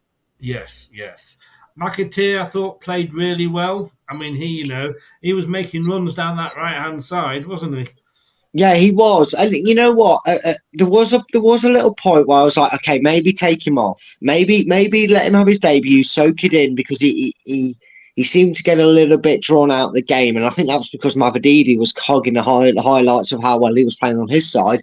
But again, he played his part in the goal. The first goal, he controlled it beautifully to lay it off to Pratt for the assist. So he deserves his credit. I don't think anybody had a bad game. And I think if I was really struggling to find somebody when I come to the ratings that I don't really put in that high number bracket, because for a full 90 minutes, I mean, I know he played 2 games before for us technically, but that was essentially more his debut than anything because he started and finished it. It was a decent performance from the lad. Yeah. Pratt coming on. We've got to try and keep hold of Pratt, haven't we? like I said, mate, maybe it's third time's a charm for him under this manager because, you know, how many times were we saying he's close to the door under Brendan and he's given some false promises, and hopefully this is another ride for him and he gets to really showcase us what we know he's capable of, because we do have a soft spot for him here, don't we, Chris? We do. What was I going to say? Did you wonder where he learnt that style from? The goalkeeper. Oh, I think it's a Danish thing, mate. I've got a funny feeling it's a Danish style that sort of spread to. And he was fantastic. I mean, that one that hit the crossbar, I thought it at first, but it wasn't until the replay showed it. He got a very good couple of fingers on that ball to tip it onto the bar. I mean, he was superb for us. I mean, yes, poor finishing from Coventry. Maybe that shows where the quality of that Championship's Premiership is. You get a more chance and more reprieves. But still, needless to say, he was fantastic today. Yes. And look at the goalkeeper trying to get himself an OnlyFans channel with his arse shot there. There's a channel name for you, the referee's arse. That's just last couple of these. I mean, did he do anything wrong today, that man? No, got everything right. Had Leicester on the front foot, was encouraging, was speaking. He definitely wasn't Seal-like. You could tell he wouldn't let anything rest as well. You know, he was happy to praise them for doing well, but he was always ready to rear them up again. You know, when we had a little bit of a spell when Coventry looked like making, you know, we're looking like the team to score a second goal instead of us getting back level. He motivated them again. He made the changes at the pivotal time, and he didn't do it in fluxes, like you said, Chris. He didn't just make 3 changes at 60-minute mark, because that can install a bit of panic. That can make you think you're not doing your job right. I think if you'd have said to him, "What's the perfect ideal way to get yourself started as Leicester City manager?" He'd have said 3 points and a clean sheet. It was a bit unfortunate not to get the latter. Yeah. But realistically, 75, 80 minutes of that game was complete Leicester, to be honest with you, in terms of brilliant football. We've talked about them in a lot of detail, so let us very quickly go through the points. I'll let you give yours first, and then I'll tell you what Jordan has gone. Jordan Blackwell. Is he going to be my friend in the Championship? We'll find out. Madsen Manson. You know what? For what he had to do and what he did, I'm going to give him an 8, Chris. I think he was superb. Vital saves, great positioning. Maybe the reason we've got Vestergaard and Cody is because he isn't the tallest of goalkeepers to claim a ball in the air, but I think what he did elsewhere was fantastic. Yeah, I can't see much to fault him. Gets an 8 off Jordan as well. I knew me and Jordan would be best buddies in this division. It's only one vote here, mate. Calm down. No, true. Yeah. You'll get Nachos jealous. He didn't have to get involved in the passing game, but was speedy off his line to sweep up and threw the ball out quickly to get City moving forward. Ricardo. A little bit frustrated at times. Sometimes he kept holding the ball too long. He made some very good runs, but when he got into that part where it's like, right, now pass it, you felt like you could hear yourself going, no, pass it. No, Ricardo. He's lost the ball, and now they've got the ball. But overall, he did some notable things that were good. He came into that middle role, which again, and we're going to get tired of saying it, well, I won't if we keep winning every week, but it was that Man City Pep-esque that Enzo's brought over. He came into the middle. He wasn't stuck out on the wing as a right wing back. So for me, I'm going to give him a 7. I'm going to give him a 7 because there was a 7. There was a few notable bits of frustration that nearly cost us, but didn't overall. Yeah. Sad as my life is, my guilty pleasure on the TV at the moment is what's that? There's an antique show on at just 12:15 before the 1:00 news on BBC. Bargain, where they go through and they say, right, how much do you value this for to the auctioneer, and then they tell you how much you paid. So I feel a bit like them at the moment, but you have gone a 7 for Ricardo, 6 from Jordan. About Faze. Do I think he's going to get? Oh no, it's the two centre backs you usually match up, don't you? I do, but not this time. This is going to be very different this year, I feel, because they all have different roles to play. Right. While FaZe is your centre-back midfield striker that we never knew we needed, but clearly we want, because he was absolutely class. He was barking orders. Enzo said before the game, apparently, that yes, Vardy's the captain, but they have many leaders, and if one's showing sign that he's a leader of the future for us, he put his name in the hat, if you will, because he drove forward. He seemed to understand his mission. He seemed to read his debrief, and he got on with it. He got on with it well. I don't remember him doing. Maybe could have closed down a bit quicker for a shot or two, but FaZe was brilliant. He gets an 8 from me. An 8 from you. Jordan, there was none of the reckless defending that occasionally marred his performances last season. He certainly didn't get an own goal. He nearly got a goal. He nearly got a goal, and thankfully it was the right end. He got a 6 again from Jordan. Oh, Jordan! Here we go. Jordan. I knew it was too good to be true, mate. Yeah, well, I did say don't get. It was early. Look, early days, I accept. But Yannick, we've talked about him a lot. Very quickly, what do you give him? I'm going to give him a 7. I think he tired at the end. His legs showed, and it gave Coventry a few openings. But that's not really his blame. I think that's maybe where Enzo needs to know with Vestergaard. He can't keep him as high as maybe if Cody's playing there. He has to drop him back. But realistically, when he was afforded time on the ball, Chris, most composed man on the pitch. He looked it. Yeah, Gordon says for the first half he was good, passing with confidence and stepping in to intercept on a few occasions. It was a bit vulnerable when it opened up in the second half. He got a 5 off Jordan. Jordan hates him more than I do. Callum Doyle. I think the nerves got to him a little bit.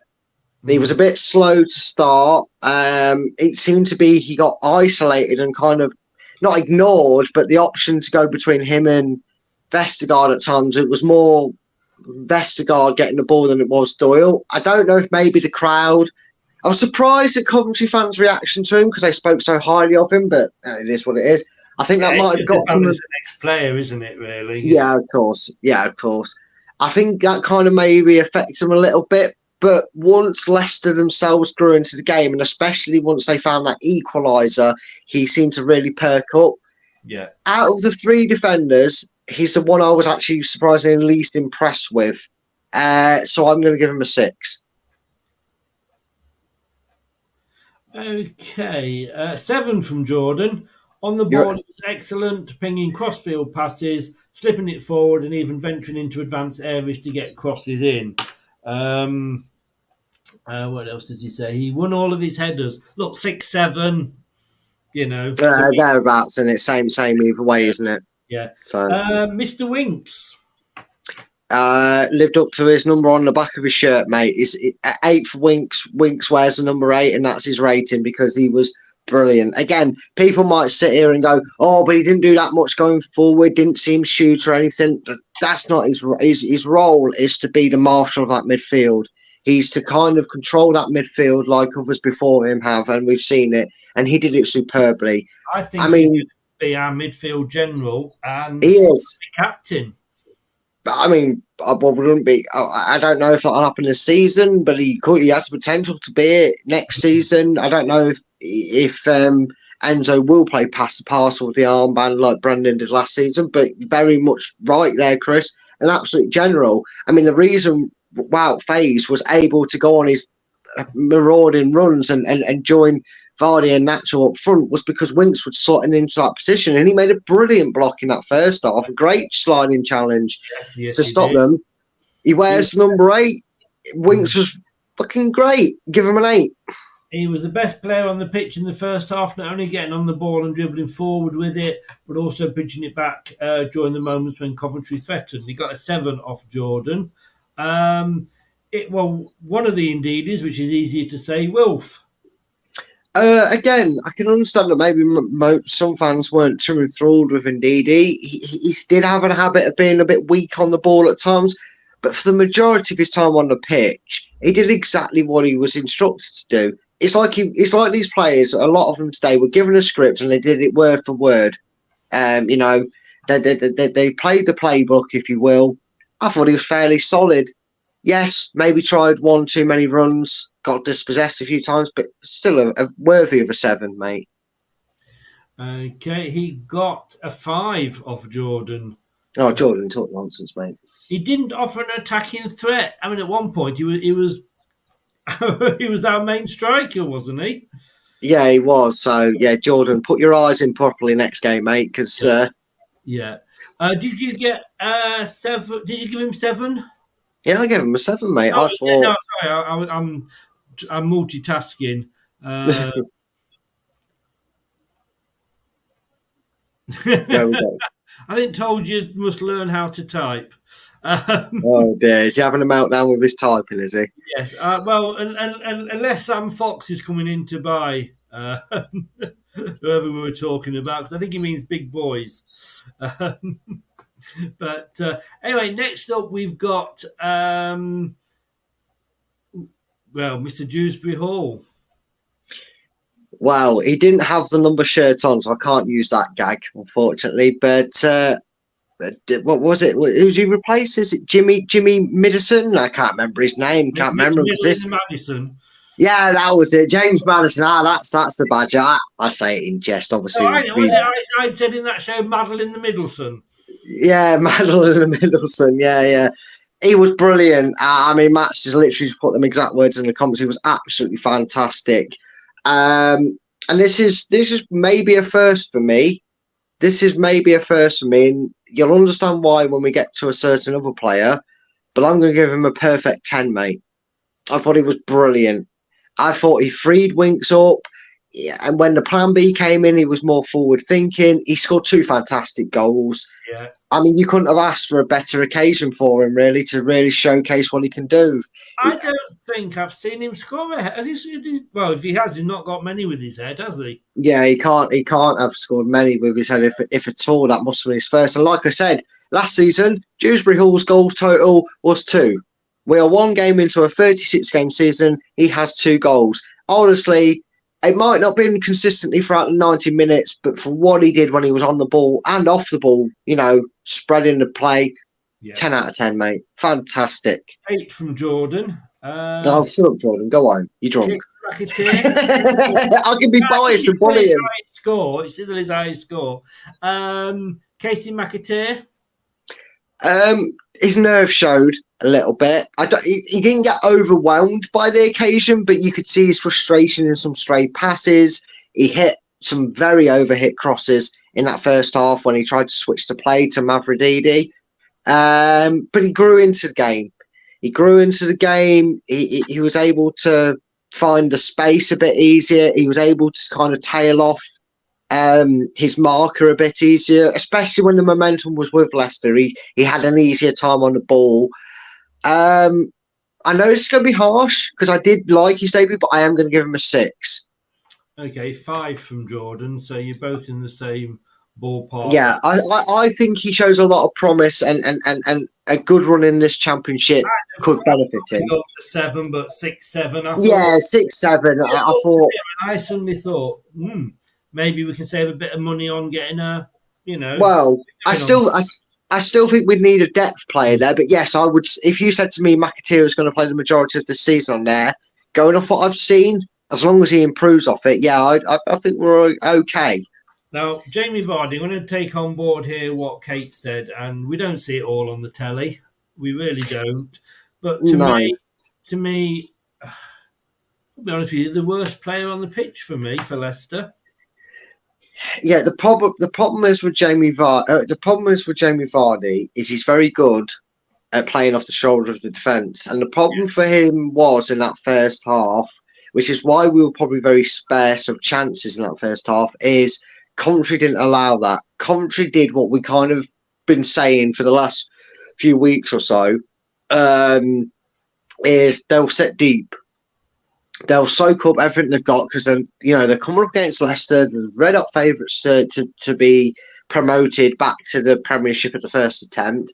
So they're not gonna come at us and leave gaps all over the place and allow Leicester to pick them off. They're not going to do it. And Coventry really showcased it well. And when that happens, unfortunately, Jamie Vardy becomes that striker that he's not, which is he comes deeper to get the ball, he comes to break up the play, and then he doesn't have that extra yard of pace that he used to have, because he used to be able to do that, Chris, and then he'd soon be in front of the defence with the ball at his feet and he'd score. So for me, I'm just going to give him a 5 because he didn't play badly, but he wasn't able to be Jamie Vardy too much in the game, and that's why he came on. He got a 4 off Jason. Just been Alan's just messaged me. Obviously, he picks the man of the match for us. They've taken the Wi-Fi off the fans. Really? Mm. Oh, okay. Bit harsh. I thought, yeah, it is, isn't it? Oh, it's a bit strange.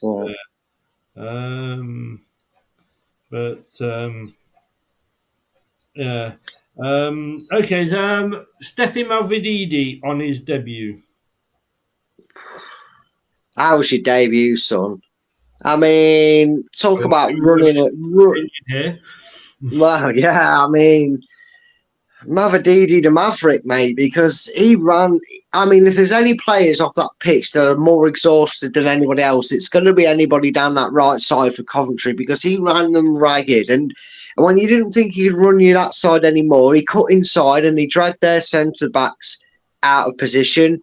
Pivotal in the first goal with the way he held the ball up, let the players catch up, and then burst into his sprint. The fact that he can do that is scary, Chris. The fact that he can stop himself, wait, and then get up to first, fly through the gears the way he did, it is scary.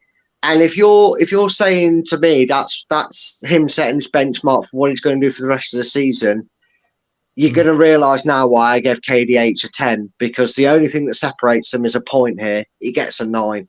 He was fantastic. And a cheeky nutmeg. Do you remember Soccer AM, Chris, when they used to have the nutmeg files? I don't think they do it anymore. Yeah, that would have made that. Because anymore, do they? They've stopped it. No, they don't. Yeah, it's almost like when they got rid of the original 2, it went downhill. Although I do miss Jimmy Bullard. Yeah. But no. Oh, I didn't take to him. I miss Hell's Bells, but there we go. Hell's Bells and Tim Lovejoy. But yeah, 9. Going through the subs, Pratt. We'll do all 3 of them because Hamza Chowdhury, he got nothing because he was only on for a few minutes. So yeah. To mark him. Dennis and Kelechi. Dennis gets a 7 for me. Completely changed the momentum of the game. When it was even keel and Coventry kind of weren't going for the kill, he comes on. He's more forward thinking. Killer pass. The best cross you will see for pinpoint accuracy this season so far. I know it's only 1 game in, but you might struggle to beat that cross this season for how pinpoint accurate it was. Gets an assist. Brilliant. 3rd time's a charm. Deserves a 7. Who knows? Maybe this will be the season Pratt proves his worth now. A certain Belgian bag of potatoes isn't taking his spot. And Kelechi, your lover? I know he's the goals. Sorry, I know. You. What time do you get to bed thinking of that song, Chris? You don't want to know, mate. You don't want to know.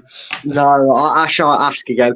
Honestly, I know he's going to get a lot of stick because Kate was right. You get frustrated with him because he seems to walk around the pitch. But he came on with an instruction. The instruction was get us the ball, hold it up, which he did well, lay it off, and then try and cause havoc.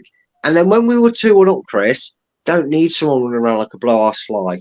In fact, I prefer seeing Iheanacho in that situation because he sits deep in their half. He's not at the edge of the box. He's halfway between the box and the halfway line. Yeah. So, A, if an extra body's needed in midfield, he can sprint and get there. And B, if we pick the ball up in midfield, he's already in. He's already in an advanced position to get it. I don't think he had that bad a game. I think the understanding of how Iheanacho is as a striker will maybe change people's opinion on him. I'm going to give him a 6 because he didn't actually have that much to do, to be fair, but he didn't have a bad game. Oh, there we go. He got a 6. Both of them got a 6 off Jordan. So again, within the realms of agreeing with each other. Look, God, what a start! What a start! Yeah, it's better than a certain other promoted team. Yes, I thought you'd be happy with that one. So maybe I should have quit while I was ahead with the prediction league at the Leicester score. Yeah, I know, right? You've had your moment in the sun now, mate. It'll all go wrong for us now. Brad, you'll be back tomorrow with us, hopefully at 8 o'clock. Yes, I will do. We'll all have smiles on our faces. On Thursday, we are going to have a preview with Huddersfield Town. Yes. Yes. It's going to be 8:30 start, if that's okay. No, it's not. It's bloody not, mate. It's absolutely despicable. I'll have to sack you then, because it's in your contract. All right. And then, of course, I agree to it. All the terms and conditions, mate. No, he can't. They made a bit of a cock-up and they've forgotten they'd agreed. And the earliest they can get somebody on is 8:30. So I've said that's fine. You know. Yeah, that's no worries, mate. Reversing the roles on that you gave to me yesterday, do tell us about your channel, sir. Yeah, so it's LTID TV 2, the quiz channel, for all your footballing quizzes, apart from obviously the big fat Leicester quiz here. But if you love a quiz, come on, we all love a quiz. We all love Googling the answer in the comments and making out like we're smarter than we are. Not saying I've ever done that. But if you do love a good quiz, I don't know who he's looking at. I don't know. He's pointing at there, guys. I don't know. Go and check it out. Go and show all the love and support to that channel, because if you love that sort of thing, you'll love the quizzes we're going through at the moment. Maybe one of our own from here will be on it in a few days. We've had a bit of a hiccup and a technical glitch and whatnot, but we have got one ready and prepared. Hopefully sometime fit it into the schedule. But yeah, go and check it out. Go and show it love and support. We really appreciate it, because we want to make Leicester LTID TV a huge success in as many ways as we can. So if you want to help out, that's the way to do it. And subscribe to that channel as well. Then you will not miss any of the quizzes. And there's about, at the moment, the £1 million drop, which is a great one. It's going well. And looking ahead, months maybe down the line, we've got a lot of different quizzes coming up as well. Yeah. And if you want to hear more of me, I would say listen on surreyhillsradio.co.uk Monday to Friday between 7 and 10. But for those of you that were listening on Friday, and there might have been one, it went down at 9 o'clock because the Virgin Media were doing work and they took it down for 45 minutes. I tell you what, it's been a long time since I had a Virgin go down on me. But there we go. So especially for 45 minutes. Yes, I didn't know I could last that long. But like I say, every cloud, it went down when I did the top 5 competition and the top 10 of nothing competition. So I don't need to do those this week because I can just repeat from last week because nobody heard them. Every cloud has a silver lining. Mate, thank you so very, very much. I'm starving, so I guess you are as well. I'm off to eat. Have a good weekend, what's left of it. Match of the Day 2 tonight. Yeah, we're going to be watching it, aren't we? Well, yeah, I think so. Be interesting to see, won't it? Be nice watching the goals back, and it's nice to see a win, mate. Nice to see a win. To win, nice to see you. See you tomorrow night at 8 o'clock, mate. Take care. See you later, mate. Take care. Bye-bye. Oh, thanks to Brad there. Like I say, look, if you support this channel, support our other channel, all the quizzes, because we used to do a lot of quizzes on here. We're keeping the Leicester. We're trying to keep this just a Leicester now, but we're going to have a lot of other channels up on there as well. Matthew says thanks to both of us. Yes, indeed, we will. Hope you do as well. We're going to be back. So Monday night at 8 o'clock. Tuesday night we'll be doing the Watchalong for Burden because that is on Sky as well. And then preview on Thursday. Prediction show on Friday. It's back in full swing, I tell you. Look, thanks to everybody that was in, as well as Brad, Kate for coming on as well from the ground. Thanks to everybody that was in the chat, the mods, Scott and Doug. Good luck to all the Premier League teams kicking off next weekend. They will be back tomorrow night at 8 o'clock, but I will be back tomorrow morning at 7 o'clock. www.surreyhillsradio.co.uk. Click on Listen Live, and I will see you then. I have been Chris, just in case you were wondering. This has been Leicester Till I Die TV. This is Arnie. Good night. Thanks for watching. These videos are tremendous. You'd better like them too, or I'll be back. This podcast is proud to be part of the TalkSport Fan Network. TalkSport. Powered by fans. That will conclude this evening's entertainment.